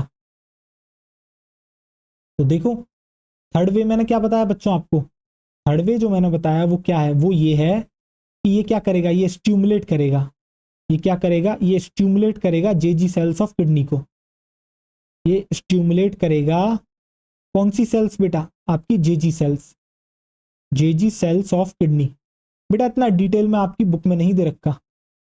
ये क्या करेगा बेटा, ये स्टिमुलेट करेगा जेजी सेल्स ऑफ किडनी को, और उनसे क्या रिलीज कराएगा, उनसे रिलीज कराएगा बच्चों ये कैल्सीट्रायोल। क्या रिलीज कराएगा, कैल्सीट्रायोल। उनसे रिलीज कराएगा ये बच्चों कैल्सीट्रायोल। कैल्सीट्रायोल, देखो नाम में ही पता लग रहा है, कैल्सी, कैल्शियम, समझ रहे हो? तो ये जो कैल्सीट्रायोल आपको दिख रहा है बच्चों, ये क्या करेगा, ये जो कैल्सीट्रायोल आपको दिख रहा है ये क्या करेगा, ये इंक्रीज कर देता है, क्या कर देता है, ये इंक्रीज कर देता है क्या, ये बच्चों इंक्रीज कर देता है एब्जॉर्प्शन, ये इंक्रीज कर देगा एब्जॉर्प्शन ऑफ, अभी बच्चों आपको दिख नहीं रहा होगा बट अभी दिखेगा, रुक जाओ, ये इंक्रीज कर देता है absorption of calcium from gut food, from gut food. तो क्या आपको समझ में आ गया, हाँ या ना, मुझे इतना बताओ। और इससे होगा क्या, इससे बेटा वो होगा जो हमें अचीव करना था। क्या होगा इससे, इससे बढ़ जाएगा बेटा ब्लड कैल्शियम लेवल, इससे इंक्रीज हो जाएगा आपका ब्लड कैल्शियम लेवल, इससे इंक्रीज हो जाएगा आपका ब्लड कैल्शियम लेवल। क्या आपको इस समझ में आ गया, हाँ या ना? मैं हटूं एक बार, और जिस भी बच्चे को अब नोट करना होगा वो इसे पॉज करके नोट भी कर लेगा, बट पॉज करने से पहले मेरी ये पूरी कहानी एक और बार सुन लो, मैं पूरी समरी दे देता हूं। तो जो पीटीएच है, पैराथायरॉयड हार्मोन है, वो एक हाइपर कैल्सियमिक हार्मोन है, यानी कि एक ऐसा हार्मोन जो ब्लड कैल्शियम लेवल को इंक्रीज कर देता है। तीन तरीके से इंक्रीज करता है। ये क्या करता है भैया, ये जो है एक प्रोसेस को एक्टिवेट कर देता है जिससे बोन का हो जाता है रिसॉर्प्शन, डिसोल्यूशन या फिर मिनरलाइजेशन, यानी कि बोन के अंदर जो एक्स्ट्रा कैल्शियम पड़ा हुआ है उसको तोड़ तोड़ के वापस ब्लड के अंदर डालता है। तो इस तरीके से ब्लड कैल्शियम लेवल इंक्रीज कर सकता है। दूसरा तरीका ये है, जो हमारी किडनी के बच्चों नेफ्रॉन्स है, वहां पर जो हमारा कैल्शियम पड़ा हुआ है उसको हम वापस से रीअब्सॉर्ब करना शुरू कर दें। समझ रहे हो? आपको पता है बच्चों, हमारी बॉडी जो है क्या करती है बच्चों, जो उसे जो जो चीजों से बेटा रीअब्सॉर्ब करनी होती है, जो जो जिस जिस चीज की उसे जरूरत होती है उसको रीअब्सॉर्ब कर लेती है। वो एक्स्ट्रा स्टोर करके नहीं रखती। अगर आप ज्यादा मिनरल्स खा लोगे तो वो क्या करेगी, उनको निकाल फेंकेगी, विटामिन को भी निकाल फेंकेगी, क्योंकि उसे जरूरत नहीं है, वो स्टोर नहीं करती। जब इसे लगेगा भैया ब्लड कैल्शियम लेवल कम हो रहा है, बढ़ाना है, तभी ये जो है नेफ्रॉन पे क्या करवाएगी, उन पे जो है क्या करेगी, एक्ट करेगी और उनसे रीएब्जॉर्प्शन कराएगी, किसका, कैल्शियम का। और थर्ड क्या करेगी, ये बेटा जो किडनी की जेजी सेल्स होती है उनको एक्टिवेट करेगी, उनसे रिलीज कराएगी कैल्सीट्रायोल को, और फिर एक कैल्सीट्रायोल एक्ट करेगा हमारी गट के ऊपर, और जो वहां फूड प्रेजेंट है उससे बेटा क्या करेगा, कैल्शियम को एब्जॉर्ब करना शुरू कर देगा। तो इस तरीके से भी ये क्या कर लेगा बेटा, ब्लड कैल्शियम लेवल को क्या कर लेगा, इंक्रीज कर लेगा। हाँ या ना, मुझे इतना बताओ। अब इसके बाद मैं आपको बताऊंगा बेटा कैल्शियम का होम्योस्टेसिस क्या होता है। सर होम्योस्टेसिस, होम्योस्टेसिस का मतलब होता है बेटा बैलेंस। आप समझ रहे हो कि बॉडी में हमारा कब कौन सा हार्मोन काम करेगा। आपने दो पढ़ लिए अब, एक तो कैल्सिटोनिन पढ़ लिया, एक आपने पैराथायरॉयड हार्मोन पढ़ लिया। अब ये दोनों किस तरीके से एक्ट करते हैं ये आपको जो है बेटा समझना होगा, जिसको आप कहोगे कैल्शियम होम्योस्टेसिस, यानी कि regulation of blood calcium level. क्या आपको समझ में आ गया, हाँ या ना, मुझे इतना बताओ। अब मैं नेक्स्ट स्लाइड पर आऊं। अब मैं आगे शुरू करूं उससे पहले मैं थोड़ा सा पानी पी लेता हूं।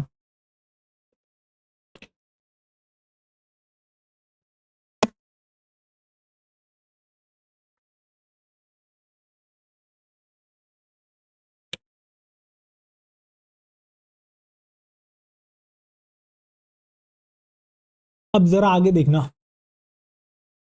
देखो अब आप यहां पर डालोगे बच्चों कैल्शियम का होम्योस्टेसिस यानी कि रेगुलेशन, कैल्शियम होम्योस्टेसिस।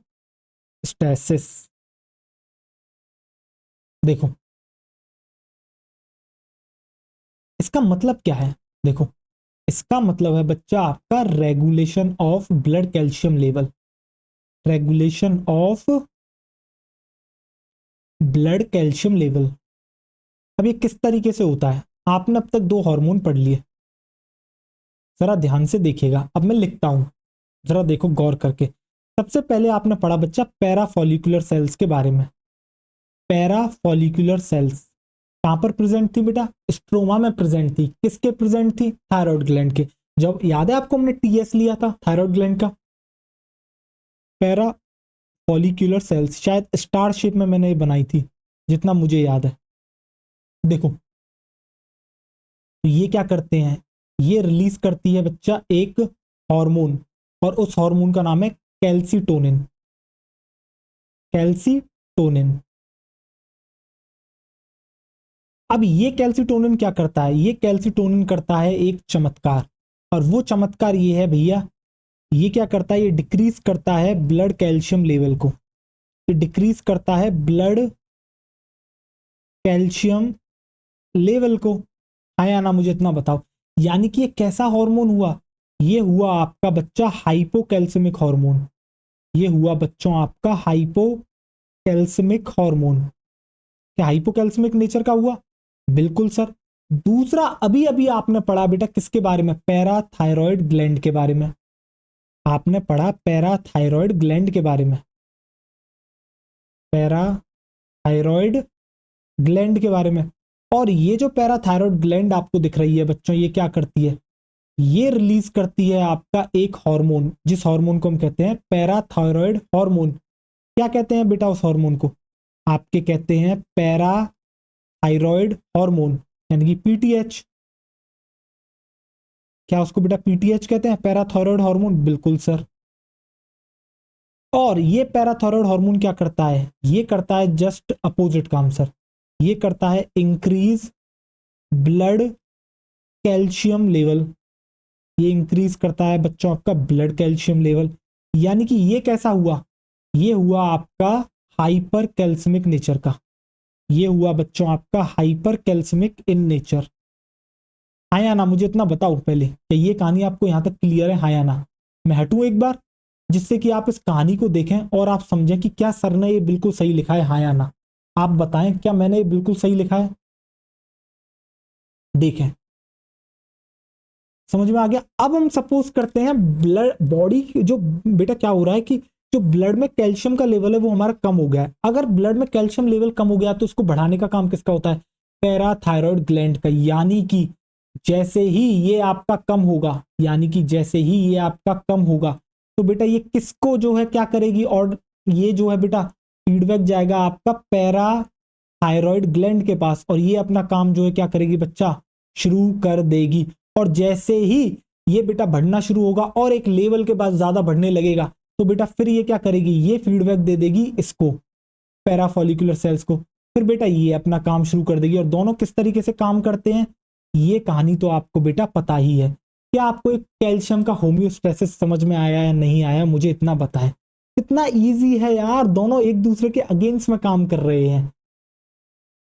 आपको समझ में आ गया। पैराफॉलिकुलर सेल्स क्या करती हैं, कैल्सीटोनिन रिलीज करती हैं जो कि ब्लड कैल्शियम लेवल को कम करता है। कब कम करेगा, जब बढ़ा हुआ होगा। कम करने का मतलब है बेटा नॉर्मल लेवल पर लेके आना, आप समझ रहे हो।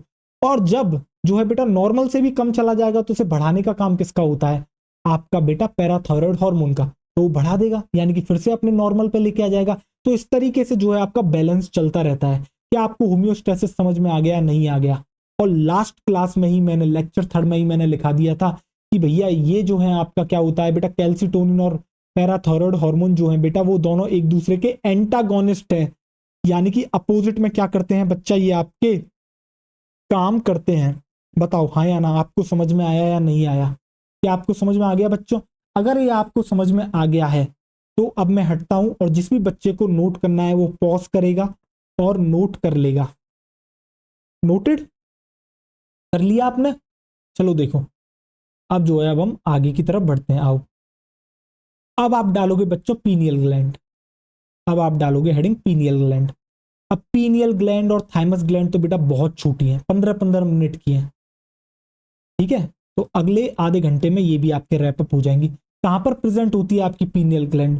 तो मैं बच्चों बता दूं, जो पीनियल ग्लैंड होती है, जो आपका फोर ब्रेन होता है ना, फोर ब्रेन की डोर्सल साइड पर आपकी प्रेजेंट होती है पीनियल ग्लैंड। तो आप लिखोगे लोकेटेड ऑन, आप लिखोगे बच्चों located on dorsal side of fore brain, located on dorsal side of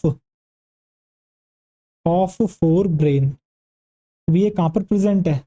ये आपकी फोर ब्रेन की डोर्सल साइड पर प्रेजेंट है। आपको याद है मैंने बताया था, जो ब्रेन और ब्रेन के आसपास की ग्लैंड है बेटा, उन सबका जो ओरिजन है वो एक्टोडर्मल इन ओरिजन है। तो बच्चों ये भी आपकी कैसी है? एक्टोडर्मल इन ओरिजन। ये भी आपकी कैसी है बच्चों? एक्टोडर्मल इन ओरिजन, एक्टोडर्मल इन ओरिजन। क्या आपको ये भी समझ में आ गया? बिल्कुल आ गया।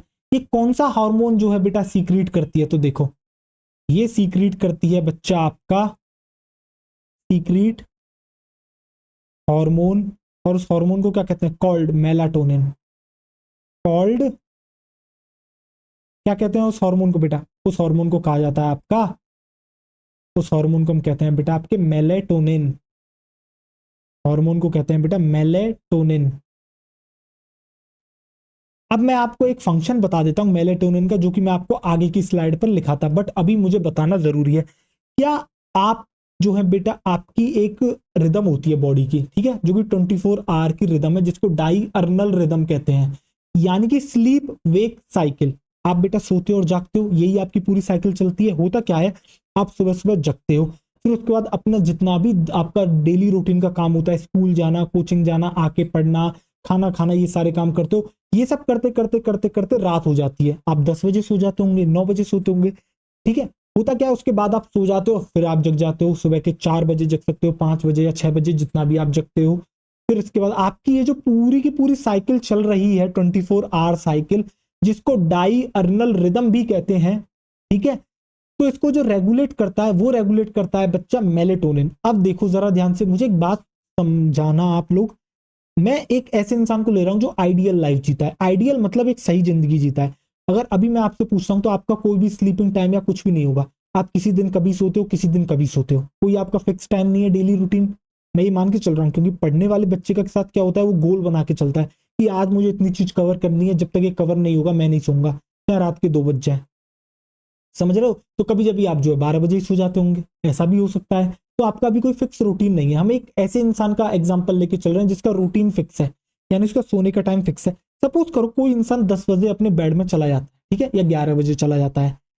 आपने कभी सुना है डॉक्टर हमेशा ये कहते हैं, या फिर कोई भी आजकल के न्यूरो साइंटिस्ट होते हैं, वो सब ये कहते हैं कि आपको सोने से 1 घंटे पहले ही फोन को अपने आप से दूर कर देना चाहिए, और आप जब भी अपने कमरे में सोएं, हमेशा लाइट बंद करके सोएं, और कभी भी फोन ना चलाएं। कुछ लोग क्या करते हैं, लेट जाते हैं और बेड पर यूं फोन ले लेते हैं, और यूं उस पर क्या करते रहते हैं बेटा, इंस्टाग्राम रील या फिर यूट्यूब शॉर्ट को इस तरीके से स्क्रॉल करते रहते हैं। समझ लो, ये उंगली चलाते रहते हैं, बड़ी गंदी आदत है। होता क्या है ना, इससे बेटा एक समस्या हो जाती है। आपका ये जो मेलेटोनिन है ना, इसके सीक्रेशन में समस्या हो जाती है, प्रॉपर तरीके से रिलीज नहीं होता। आप समझ रहे हो, सिस्टम बिगड़ जाता है। होता क्या है पता है, मेलेटोनिन की एक खासियत है, जब लाइट कम होती है, यानी कि मिड नाइट पे जो इसका सीक्रेशन होता है वो काफी ज्यादा होता है, यानी कि आप कह सकते हो उसी समय ये एक्टिव है। इससे क्या होता है, ये इंड्यूस करता है बच्चा आपको स्लीप को, यानी कि आपको नींद रात को ही क्यों ज्यादा आती है, जिसकी बेटा आइडियल स्लीप, आइडियल साइकिल है ना पूरी 24 आवर की, उसकी मैं बात कर रहा हूं, आपकी नहीं कर रहा। आपने तो अपनी लाइफस्टाइल इस तरीके से बना रखी है, आपकी पूरी रिदम हिली पड़ी है आपके। कभी कभी बेटा हार्मोन का भी इम्बेलेंस हो जाता है इंसान के अंदर, समझ रहे हो आप, क्योंकि वो लाइफस्टाइल ही ऐसी जीता है। तो होता क्या है, मैं एक ऐसे ही व्यक्ति का एग्जाम्पल ले रहा हूं जिसकी लाइफ बहुत शानदार है, समझ रहे हो, एक डेली रूटीन को फॉलो करता है। तो रात में उसे बेटा बहुत बेहतरीन नींद आती है। क्यों आती है? क्योंकि उसने पहले ही क्या करा, कमरे की लाइट बंद कर दी, 1 घंटे पहले ही फोन चलाना छोड़ दिया। क्यों? क्योंकि जैसे जैसे बेटा ये लाइट कम होती जाएगी ना, जब लाइट कम मिलेगी तब मेलेटोनिन का सीक्रेशन शानदार होगा, और ये इंड्यूस करेगा एक शानदार स्लीप को, ठीक है।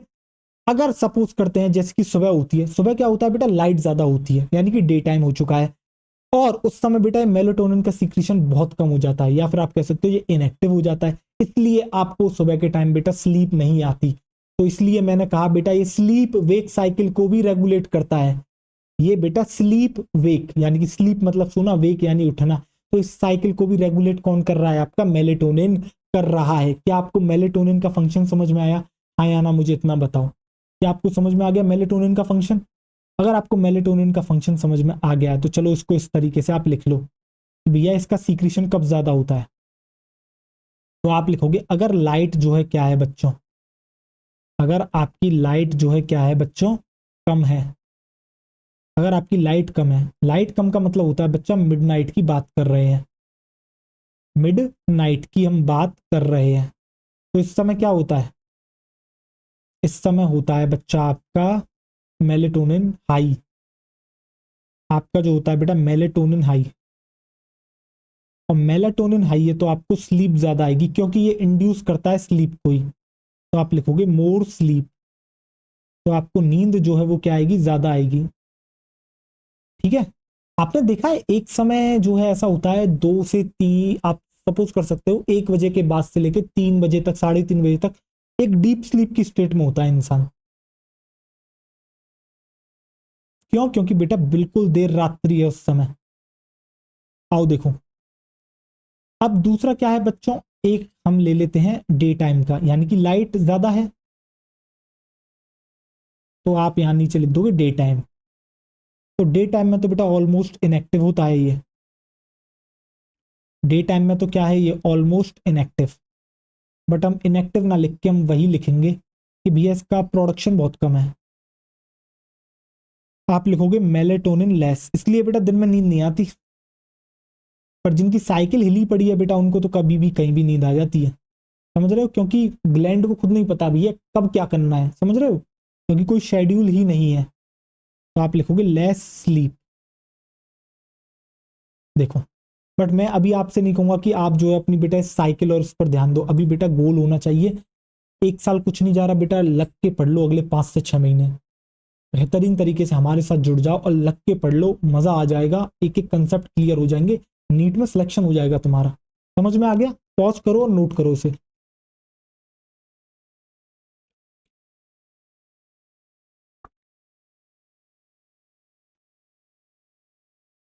अब जो है इसके बाद हम बच्चों इसके क्या करेंगे, फंक्शंस में आपको कराऊंगा। ठीक है।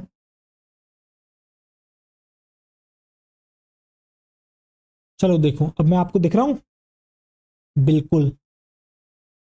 तो चलो आओ नेक्स्ट स्लाइड पर अब हम आ जाते हैं। जरा ध्यान से अब आप देखिएगा फंक्शंस में जो है अब आप क्या लिखोगे। मैंने आपसे क्या कहा था, ये क्या रेगुलेट करता है? फंक्शंस में आप लिखोगे बच्चों, ये आपका रेगुलेट करता है डाई अर्नल रिदम, यानी कि 24 आवर की जो रिदम होती है। तो आप लिखोगे ये रेगुलेट करता है क्या? ये रेगुलेट करता है, it regulates diurnal, diurnal यानी कि 24 आवर। आप लिखोगे diurnal rhythm of body, diurnal rhythm of body, of our body. और डायर्नल रिदम मतलब बेटा हम बात कर रहे हैं स्लीप वेक साइकिल भी आप कहोगे। तो ये किसको रेगुलेट कर रहा है? आपकी स्लीप वेक साइकिल को। स्लीप वेक साइकिल को क्या कर रहा है बच्चा? ये रेगुलेट कर रहा है। इसके अलावा बेटा इसके और भी फंक्शंस होते हैं। क्या क्या इन्फ्लुएंस करता है? आप लिखोगे इट इन्फ्लुएंसेस, इट इन्फ्लुएंसेस। क्या क्या इन्फ्लुएंस करता है बेटा? आपका इन्फ्लुएंस करता है बच्चा ये बॉडी टेम्परेचर। आपका बेटा क्या इन्फ्लुएंस करता है? ये बॉडी टेम्परेचर। इसके अलावा बेटा मेटाबॉलिज्म, बेटा मेटाबॉलिज्म को इफेक्ट कर रहा है, दैट मीन्स बॉडी टेम्परेचर खुद ब खुद इफेक्ट होगा। आप जानते हो जिसका मेटा बीएमआर ज्यादा बॉडी टेम्परेचर ज्यादा, बीएमआर कम बॉडी टेम्परेचर कम। ठीक है। इसके अलावा बेटा पिगमेंटेशन को भी ये इफेक्ट करता है, पिगमेंटेशन। बेटा मेंस्ट्रुअल साइकिल को भी ये इफेक्ट करता है, मेंस्ट्रुअल साइकिल। और इसके अलावा डिफेंस कैपेबिलिटीज जो होती हैं बेटा उनको भी ये क्या करता है? इन्फ्लुएंस करता है। कौन? आपका melatonin. Defence capability, defence capability अब आप बच्चों से पॉज करोगे और नोट करोगे। मैं हटता हूं एक बार, आप जो है पॉज करोगे और इसको नोट करोगे। इसके बाद मैं आपको लेके चलूंगा कहां पर बेटा, थाइमस ग्लैंड पर, जो कि बिल्कुल इसी की तरह छोटी एकदम ग्लैंड है और आपको हाल झट जो है बहुत इजी तरीके से समझ में आ जाएगी। ठीक है, चलो आओ देखो, पॉज कर लिया, नोटेड। अब देखो, अब आप डालोगे बेटा थाइमस ग्लैंड। अब आप यहां पर लिखोगे थाइमस ग्लैंड। और थाइमस ग्लैंड का तो लेना देना ही हमारे किससे है बेटा, आपका बेटा इसका रोल ही किसके अंदर होता है, आपके बेटा इम्यून सिस्टम को डेवलप करने में, थाइमस ग्लैंड। अब देखो मैं इसकी लोकेशन दिखाता हूं, इसका मैं फिगर लेके आया हूं। जरा इस डायग्राम को ध्यान से देखो। देखो बच्चों, ये है आपकी थाइमस, ये दिख रही है। अब जरा एरो देखो, ये थाइमस कहाँ जा रहा है। क्या मैं ये कह सकता हूं कि बच्चों ये जो थाइमस आपको दिख रही है, ये एक्चुअली में बेटा आपकी यहाँ स्टर्नम प्रेजेंट है? बिल्कुल। तो ये स्टर्नम के पीछे प्रेजेंट होती है और दोनों लंग्स के बीच में ये प्रेजेंट है। हाँ या ना, मुझे इतना बताओ बेटा। दोनों लंग्स के बीच में प्रेजेंट है और स्टर्नम के पीछे की तरफ है। ठीक है। और अयोटा जो है ना आपका बच्चा, अयोटा जो कि आपको यहां से दिख रहा है, अयोटा देखो दिखाया भी है। और अयोटा की कौन सी साइड पर है? ये वेंट्रल साइड पर है। तो आपको ये बेटा याद रखनी होगी। ये देखो आपको अयोटा दिख रही है, तो अयोटा की वेंट्रल साइड पर है। ये आपको दिख रही है थाइमस ग्लैंड। क्या आप ये देखो, ये जो आपको दिख रही है बच्चा, ये है आपकी थाइमस ग्लैंड। देखिए, ये देखो मैं आपको नीला नीला करके भी दिखा देता हूँ, पिंक कर देता हूँ चलो। और इसकी एक खासियत होती है, जैसे जैसे बेटा होता क्या है, जब बच्चे होते हो तब इसका साइज कम होता है। जैसे जैसे आप ग्रो करते हो, एडल्ट होते हो, इसका साइज बढ़ता जाता है। ठीक है, मैक्सिमम पहुंच जाएगा। उसके बाद जैसे जैसे आप ओल्डर एज की तरफ बढ़ोगे, इसका साइज फिर से छोटा होने लगेगा। इसलिए जो आपके ओल्ड व्यक्ति होते हैं, उनकी जो बेटा आपकी डिफेंस कैपेबिलिटी होती है वो कम होती है। उनकी इम्यूनिटी कैसी होती है? वीक होती है। क्यों वीक होती है? क्योंकि थाइमस ग्लैंड का साइज घट जाता है। ठीक है, सिर्फ एक लौती बेटा यही शरीर की ग्लैंड है जिसका साइज जो है बेटा डिक्रीज कर जाता है बढ़ती उम्र के साथ। आपको समझ में आ गया? देखो, अब जो है मैं इसकी लोकेशन लिख सकता हूं क्या? जरा ध्यान से देखना। देखो, तो आप लोकेशन में क्या लिखोगे बच्चों? कहां पर लोकेटेड है? आप लिखोगे लोकेटेड बिटवीन लंग्स, लंग्स के बीच में प्रेजेंट है बट बिहाइंड स्टर्नम। बेटा इसकी लोकेशन आपको याद रखनी है। काफी बच्चे जो है इसकी लोकेशन में गलत कर देते हैं। और बेटा जहां पर भी वेंट्रल डोर्सल आया है ना, वहां अधिकतर बच्चे गलत करते हैं। तो आपको इस पर भी गौर करना भी है, कौन कौन सी साइड पर प्रेजेंट है। ठीक है, located between lungs behind sternum on ventral side of aorta, on ventral side of aorta. भैया अयोटा की जो वेंट्रल साइड होती है उस पर जो है आपकी कहाँ है, वहां पर आपकी थाइमस ग्लैंड प्रेजेंट है। बेटा ओरिजन कैसा है? Endodermal in origin. बेटा एंडोडर्म लेयर से बनी है ये, endodermal in origin, endodermal in origin. भैया एंडोडर्मल है किसके अंदर? ओरिजन में। इसके अलावा मैंने आपको बताया ना भैया किस में मेजर रोल है इसका, बेटा आपके इम्यून सिस्टम में। जो आपको अच्छे से पता है, अभी अभी कोरोना, अभी तो नहीं, समय हो गया, कोरोना जब आया था सब लोगों ने इम्यूनिटी के ऊपर इतनी सारी बात हुई थी। इम्यून सिस्टम आपका जो है शक्तिशाली कैसे होगा? आप अच्छा खाओगे, एक्सरसाइज करोगे, समझ रहे हो, तब आपका इम्यून सिस्टम एक बेहतरीन रहेगा, एक डेली रूटीन आपका शानदार होगा। याद आ रहा है? इम्यून सिस्टम, ये तो वही उसी इम्यून सिस्टम को बेटा जो डेवलपमेंट में मदद करती है, वो करती है आपकी थाइमस ग्लैंड। तो आप लिखोगे प्ले मेजर रोल इन, तो आप लिखोगे play major role in, play major role in development of immune system, in development of immune system. तो हमारी जो बॉडी का सिस्टम है बेटा, जो जर्म्स, वायरसेस, बैक्टीरियाज, इनसे लड़ने का जो काम करता है, वही तो है आपका बेटा इम्यून सिस्टम, जो हमेशा तैयार रहता है। जिस तरीके से बेटा आपके लिए पुलिस मौजूद है, समझ रहे हो, आपके एरिया में, सेम वे में आपकी बॉडी के लिए इम्यून सिस्टम कौन है? पुलिस है, आपकी आर्मी है, जो आपके लिए लड़ती है, आपको इन्फेक्शन से बचाती है। क्या आपको समझ में आ गया? अब बेटा ये जो है आपका एक हार्मोन रिलीज करती है और उस हार्मोन का नाम है थाइमोसिन। तो आप लिखोगे, ये क्या करती है? Secretes hormone. ये क्या करती है? एक हार्मोन को सीक्रीट करती है और उस हार्मोन का नाम क्या है? थाइमोसिन, जो कि कैसा है नेचर में? प्रोटीनेशियस। ये बेटा मैं बाद में भी लिखवाऊंगा, इन सारे हार्मोन का नेचर एक साथ भी मैं बता दूंगा, बट अभी हम लिखते हुए चल रहे हैं तो यहाँ पर भी आप लिखते हुए चलो, ठीक है। तो आप लिखोगे सीक्रेट हार्मोन कॉल्ड थाइमोसिन। तो हार्मोन का नाम क्या है बेटा, थाइमस ग्लैंड है, तो हार्मोन का नाम भी बेटा देखो कितना सिंपल है, थाइमोसिन, जो कि आपका कैसा है, प्रोटीनेशियस इन नेचर। तो आप यहाँ लिख दोगे नीचे, अच्छा से क्या लिख दोगे आप यहाँ पे, प्रोटीनेशियस इन नेचर, धीमे से आप लिख दोगे यहाँ पर बेटा, प्रोटीनेशियस इन नेचर, अरे नेचर नहीं नेचर, प्रोटीनेशियस इन नेचर। बताओ क्या आपको समझ में आ गया, हाँ या ना। मैं हटूं एक बार। अब जिस भी बच्चे को नोट करना है वो क्या करेगा, इसको पॉज करेगा और जो है बच्चा नोट कर लेगा, इसके बाद मैं फंक्शन बता दूंगा, ठीक है, किस तरीके से जो है ये बेटा फंक्शन करता है। आओ देखो, वैसे तो आपको पता है मेजर रोल इसका क्या है, मेजर रोल है इसका बेटा डेवलपमेंट कराना आपके इम्यून सिस्टम को। बेटा पॉज करो और नोट करो, नोटेड। चलो आओ देखो, तो बच्चा ये फंक्शन क्या परफॉर्म करता है, आओ देखो। तो आप यहाँ पर लिखोगे फंक्शंस, जरा ध्यान से देखिएगा फंक्शंस ये क्या परफॉर्म करता है। तो बेटा मैं आपको बताता हूँ, जो आपकी टी लिम्फोसाइट होती है, अब बहुत से बच्चे कहेंगे सर ये क्या होती है, तो मेरी बात सुनना, कुछ चीजें आपको अभी याद करनी होंगी, आगे जाके जो उनका अर्थ आपको, उनका मतलब बेहतरीन तरीके से समझ में आएगा जब मैं आपको ह्यूमन हेल्थ एंड डिसीज पढ़ाऊंगा, वहां पर इम्यूनिटी की इन डिटेल बात करी जाएगी बेटा, समझ रहे हो, जिसके अंदर active immunity, passive immunity, acquired immunity, सारी तरह की बातें करी जाएंगी। बट अभी मैं यहाँ पर ये सारी बातें नहीं कर सकता, आपको समझना होगा टी लिम्फोसाइट्स आपके शरीर में होती है बेटा, इम्यून सिस्टम से ही रिलेटेड है, ठीक है। तो उनका जो डिफरेंशिएशन होता है, डिफरेंशिएशन यानी कि बेटा मैचुरेशन, उसका जो मैचुरेशन होता है वो थाइमस ग्लैंड में होता है, आपको समझ में आ गया। इसलिए इसको कहते हैं बेटा क्या, इसलिए तो हम कहते हैं इसका रोल है किसके अंदर, इम्यून सिस्टम को डेवलप करने में। तो ये डिफरेंशिएशन करता है टी लिम्फोसाइट का, और ये टी लिम्फोसाइट बेटा प्रोवाइड करती है सेल मीडिएटेड इम्यूनिटी। मैं कह रहा हूं अभी आप याद कर लो, बाद में आपको अच्छे से समझ में आएगा। और जो ड्रॉपर है उसे तो अच्छे से पता है सेल मीडिएटेड इम्यूनिटी क्या होती है, आपकी जो है बच्चा क्या कहते हैं, ह्यूम्यूरल इम्यूनिटी क्या होती है वो भी उसे अच्छे से आता है, ठीक है। उसे जो है एंटीबॉडीज का कंसेप्ट पता है, उसे बीटा लिम्फोसाइट्स का कंसेप्ट पता है, जो ड्रॉपर है प्रॉपर। तो आप यहाँ पर क्या लिखोगे, फंक्शंस में क्या कर रहा है, ये कर रहा है differentiation,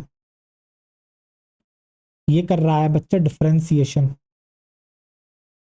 differentiation of T lymphocytes. एक बार शायद मैंने बता रखा है, आपको याद है मैंने आपको बता रखा है T helper cells, T killer cells, अगर आपको याद हो, मुझे जितना याद है शायद मैंने आपको बताया है। लिम्फो, एक सेकंड, टी लिम्फोसाइट्स, और ये क्या प्रोवाइड करती हैं टी लिम्फोसाइट्स, तो आप लिखोगे यहाँ पर, ये प्रोवाइड करती है सेल मीडिएटेड इम्यूनिटी, ये प्रोवाइड करती है बच्चा आपका सेल मीडिएटेड इम्यूनिटी। अभी आपको ये समझ में नहीं आएगा, मैं इसलिए कह रहा हूँ आप थोड़ा सा इंतजार रखें, जब ह्यूमन हेल्थ एंड डिसीज में आपको पढ़ाऊंगा बेहतरीन तरीके से समझ में आएगा, सेल मीडिएटेड इम्यूनिटी, राइट। और इसके अलावा ये क्या करता है, ये आपका बेटा प्रमोट करता है प्रोडक्शन ऑफ, प्रमोट प्रमोट करता है बच्चा किसका प्रोडक्शन, प्रोडक्शन ऑफ एंटीबॉडीज, और एंटीबॉडीज ही तो बेटा लड़ती हैं एंटीजेंस के खिलाफ, यानी कि फॉरेन पार्टिकल्स के। तो ये प्रमोट करता है प्रोडक्शन ऑफ एंटीबॉडीज, और ये एंटीबॉडीज क्या करती हैं बच्चा, ये एंटीबॉडीज प्रोवाइड करती हैं ह्यूम्यूरल इम्यूनिटी, ये प्रोवाइड करती हैं बेटा ह्यूम्यूरल, क्या लिखोगे आप, ह्यूमरल इम्यूनिटी।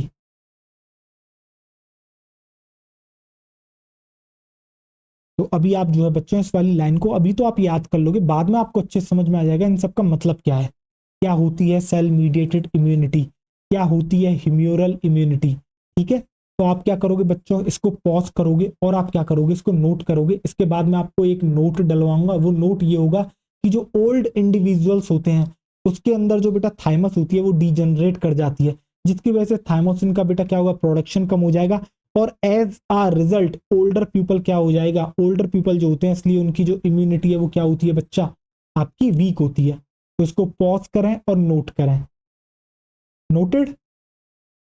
उसके बाद हम पढ़ लेंगे बच्चों आपकी एनसीईआरटी। तो आप यहाँ पर डालोगे एक नोट, और नोट में क्या लिखोगे आप बच्चों, नोट के अंदर आप लिखोगे जो आपकी थाइमस है, जो बच्चों आपकी क्या है, जो आपकी थाइमस है वो क्या करती है, डीजनरेट करती जाती है। और ये वाली बात मैंने आपको शुरुआत में ही बता दी थी कि क्या करती जाती है, डीजनरेट कर जाती है। डीजनरेट इन ओल्ड इंडिविजुअल्स, जो भैया बूढ़े होते हैं उनके अंदर क्या हो जाता है, जो थाइमस है वो क्या कर जाती है बेटा आपकी, डीजनरेट कर जाती है, साइज छोटा हो जाता है। ड्यू टू दिस, इसकी वजह से क्या होता है बच्चा, इसकी वजह से जो थाइमोसिन है बेटा उसका लेवल कम हो जाता है, क्योंकि हार्मोन भी बेटा कम हो जाएगा, थाइमोसिन डिक्रीजेस। और आपका अगर थाइमोसिन बेटा कम हो रहा है तो क्या होगा, एज आ रिजल्ट, तो आप क्या लिखोगे, आप लिखोगे एज आ रिजल्ट, जो ओल्डर पीपल होते हैं उनकी कैसी होती है, वीकर इम्यूनिटी। जो ओल्डर पीपल होते हैं उनकी इम्यूनिटी कैसी होती है बच्चा, उनकी होती है बच्चों आपकी वीकर इम्यूनिटी, उनकी होती है आपकी वीकर इम्यूनिटी, वीकर इम्यूनिटी। बताओ आपको समझ में आया नहीं आया, हाँ या ना, हटूं मैं एक बार। तो बच्चा अब मैं हट गया हूं, और आप जो है क्या कर लोगे, इस बात को जो है अब आप नोट कर लोगे। क्यों, क्योंकि इसके बाद अब हमें पढ़नी है आपकी एनसीईआरटी। आप इसको पॉज करोगे और नोट कर लोगे, आप इसको पॉज करो और नोट करो जब तक मैं पानी पीता हूं। एक मिनट, इसको यहाँ रखते हैं और आओ चलो देखो।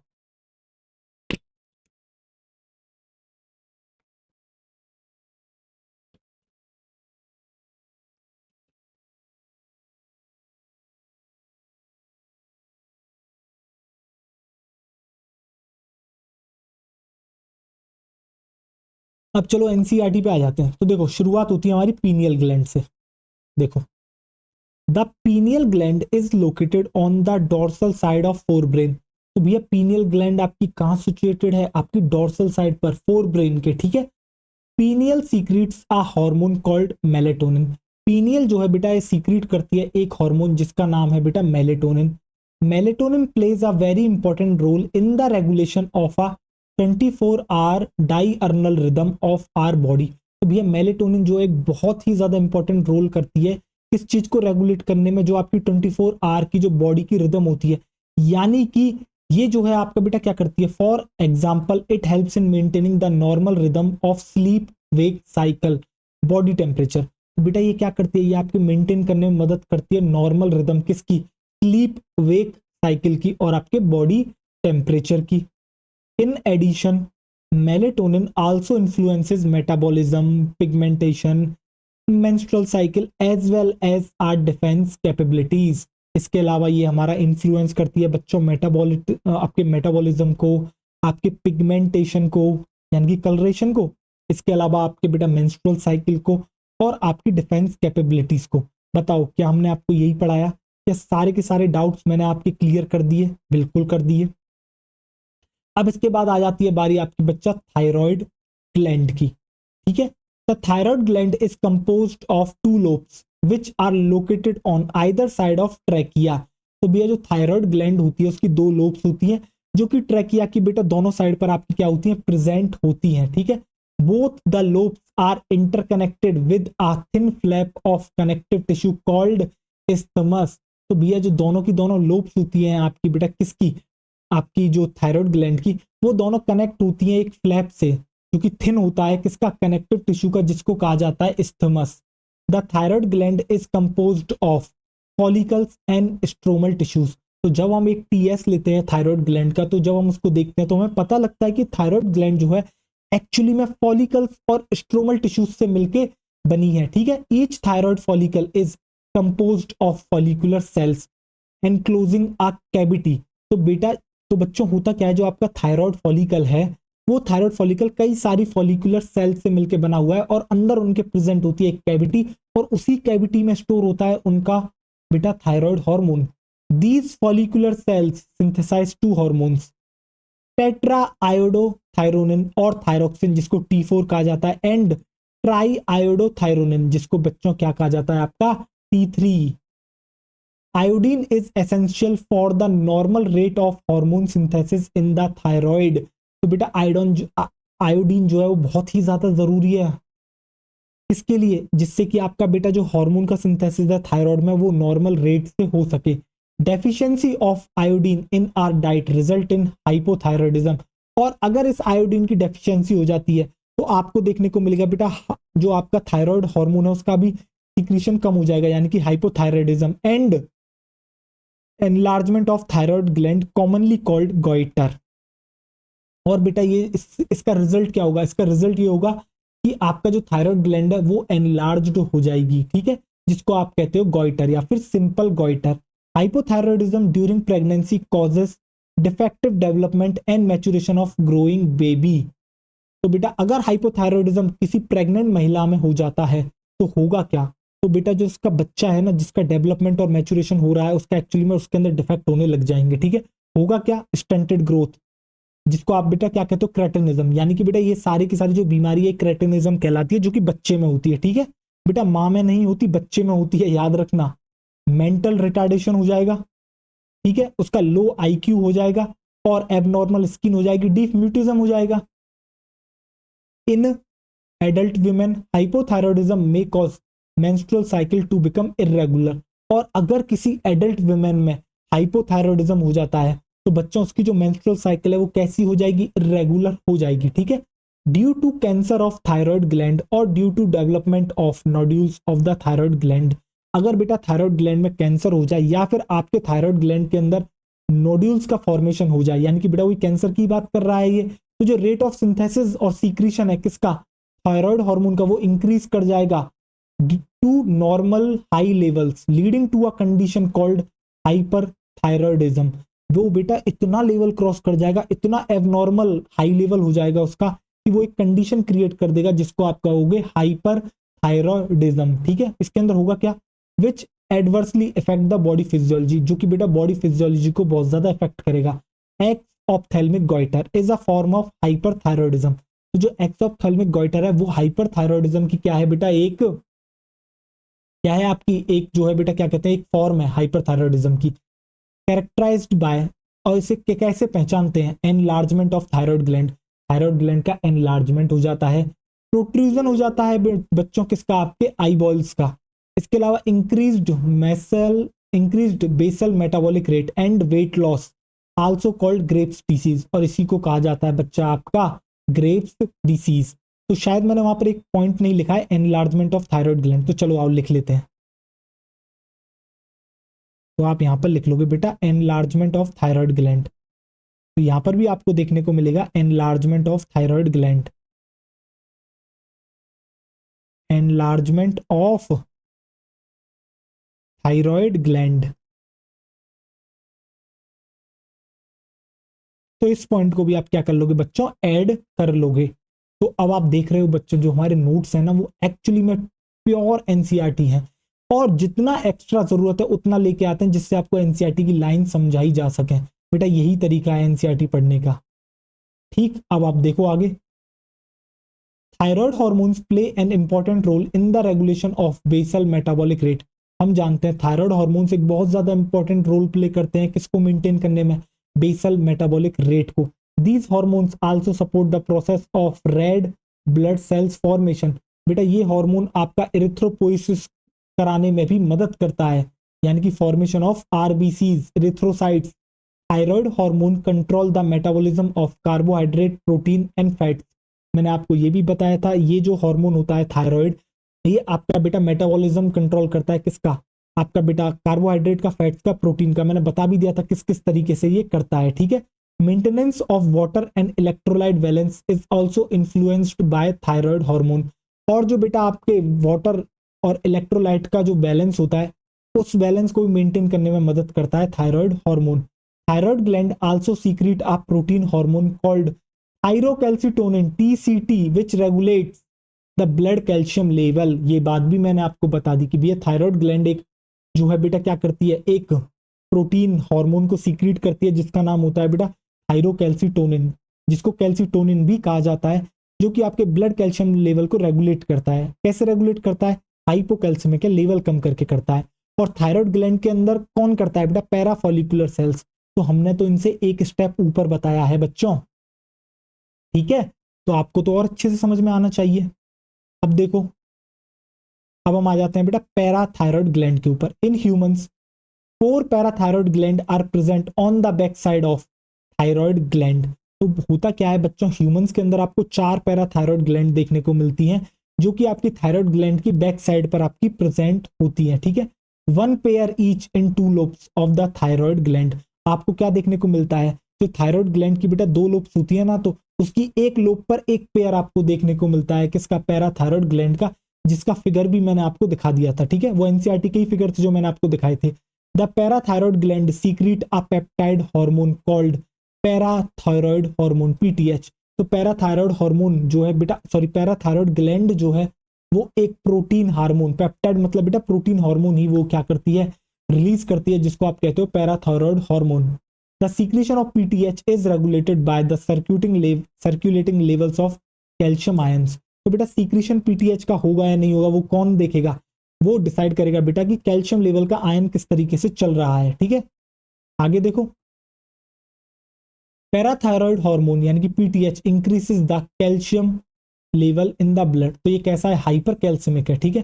PTH act on the bones and stimulate the process of bone resorption यानी कि डिसोल्यूशन और डीमिनरलाइजेशन। तो भैया पीटीएच क्या करता है, बोन्स के ऊपर एक्ट करता है और जो एक्स्ट्रा कैल्शियम होता है उसको तोड़ तोड़ के लेके आता है, बेसिकली ऑस्टियोक्लास्ट एक्टिविटी को इंक्रीज कर देता है, ठीक है। PTH also stimulates resorption of calcium by the renal tubules. तो बच्चों ये दूसरा काम क्या करता है, ये जो है बेटा रीनल ट्यूब्यूल्स यानी कि जो नेफ्रॉन होता है बच्चा किडनी में, तो उससे भी क्या करता है, ये रीअब्जॉर्प्शन कराता है, किसका बेटा, आपके कैल्शियम का, and increases calcium absorption from the digested food. इसके अलावा जो डाइजेस्टेड फूड, जो गट फूड होता है, वहां से भी आपका इंक्रीज कर देता है कैल्शियम के एब्जॉर्प्शन को। कैसे करता है, जेजी सेल्स के पास जाता है किडनी की, वहां से कैल्सीट्रायोल नामक हार्मोन को रिलीज कराएगा और वो एक्ट करता है बेटा किसके ऊपर, आपके गट फूड के ऊपर, और वहां से इंक्रीज कर देता है कैल्शियम का एब्जॉर्प्शन, ठीक है। It is thus clear that PTH is a hyper calcaemic hormone. यानी कि इससे क्लियर होता है जो पैराथायरॉयड हार्मोन है वो एक्चुअली में एक हाइपर कैल्सिमिक हार्मोन है, that is it increases the blood calcium level. इसका मतलब ये है कि ये इंक्रीज करता है ब्लड कैल्शियम लेवल को। Along with TCT it plays a significant role in calcium balance in the body. और ये टीसीटी के साथ जो है बेटा रोल प्ले करता है किसके अंदर, आपके कैल्शियम बैलेंस बॉडी में। याद है आपको मैंने कैल्शियम होम्योस्टेसिस पढ़ाया था, तो बेटा उसी की ये बात कर रहा है। इसने तो बस लाइन लिख के दी है, मैंने तो आपको बता भी दिया किस तरीके से दोनों एक दूसरे के अगेंस्ट में फंक्शन करते हैं, ठीक है। अब इसके बाद आ जाता है बेटा thymus gland. The thymus gland is a lobular structure located between lungs behind sternum on the ventral side of aorta. तो जो थाइमस ग्लैंड है वो लोब्यूलर स्ट्रक्चर होता है बच्चों, यानी कि लोब से मिलकर बना है, ठीक है। इसके अलावा बेटा आपको क्या वो कहां देखने को मिलता है, तो जो लंग्स होते हैं बेटा, लंग्स के बीच में स्टर्नम के पीछे और डॉर्स और जो अयोटा की वेंट्रल साइड होती है वहां पर आपको ये देखने को मिलता है थाइमस ग्लैंड, ठीक है। The thymus play a important या फिर आप कह सकते हो major role in the development of immune system. तो जो थाइमस होता है बच्चों, उसका मेजर रोल होता है किसके अंदर, इम्यून सिस्टम को डेवलप करने में। This gland secrets the peptide hormone called thymosin. तो ये जो ग्लैंड होती है वो रिलीज करती है बेटा एक पेप्टाइड हार्मोन को, यानी प्रोटीनेशियस है नेचर में, और उसका नाम क्या है, thymosin. Thymosin play a major role in the differentiation of T lymphocytes, जो कि आपको प्रोवाइड करती है क्या, cell mediated immunity. In addition thymosin also promote production of antibodies to provide humoral immunity. तो बेटा ये प्रोडक्शन बढ़ा देती है एंटीबॉडीज का, जिससे कि ह्यूमरल इम्यूनिटी, जो कि बेटा ह्यूमरल इम्यूनिटी प्रोवाइड करती है। Thymus is degenerated in old individuals resulting a decreased production of thymosin. As a result the immune response of the old person becomes weak. तो क्या आपको ये सारी की सारी बातें समझ में आ गई, हाँ या ना, मुझे इतना बताओ। क्या बेहतरीन तरीके से आपके दिमाग में सारी की सारी बातें सेट हो गई बच्चों? तो बच्चों ये लेक्चर मुझे यहीं तक पढ़ाना था। मैं उम्मीद करता हूँ आपको सारी की सारी चीजें समझ में आ गई होंगी। अगले लेक्चर में हम एड्रिनल ग्लैंड आपको पढ़ाएंगे। तब तक आप पढ़ाई करते रहें, रिवीजन करते रहें, और पेपर की बिल्कुल चिंता ना करें बेटा। जो आप जिस चीज को कंट्रोल कर सकते हो उस चीज पर आप कंट्रोल करें, यानी कि आप पढ़ सकते हो, ठीक है। आपका कंट्रोल नहीं है पेपर कैसा आएगा क्या आएगा, ना ही आपको सोचना चाहिए।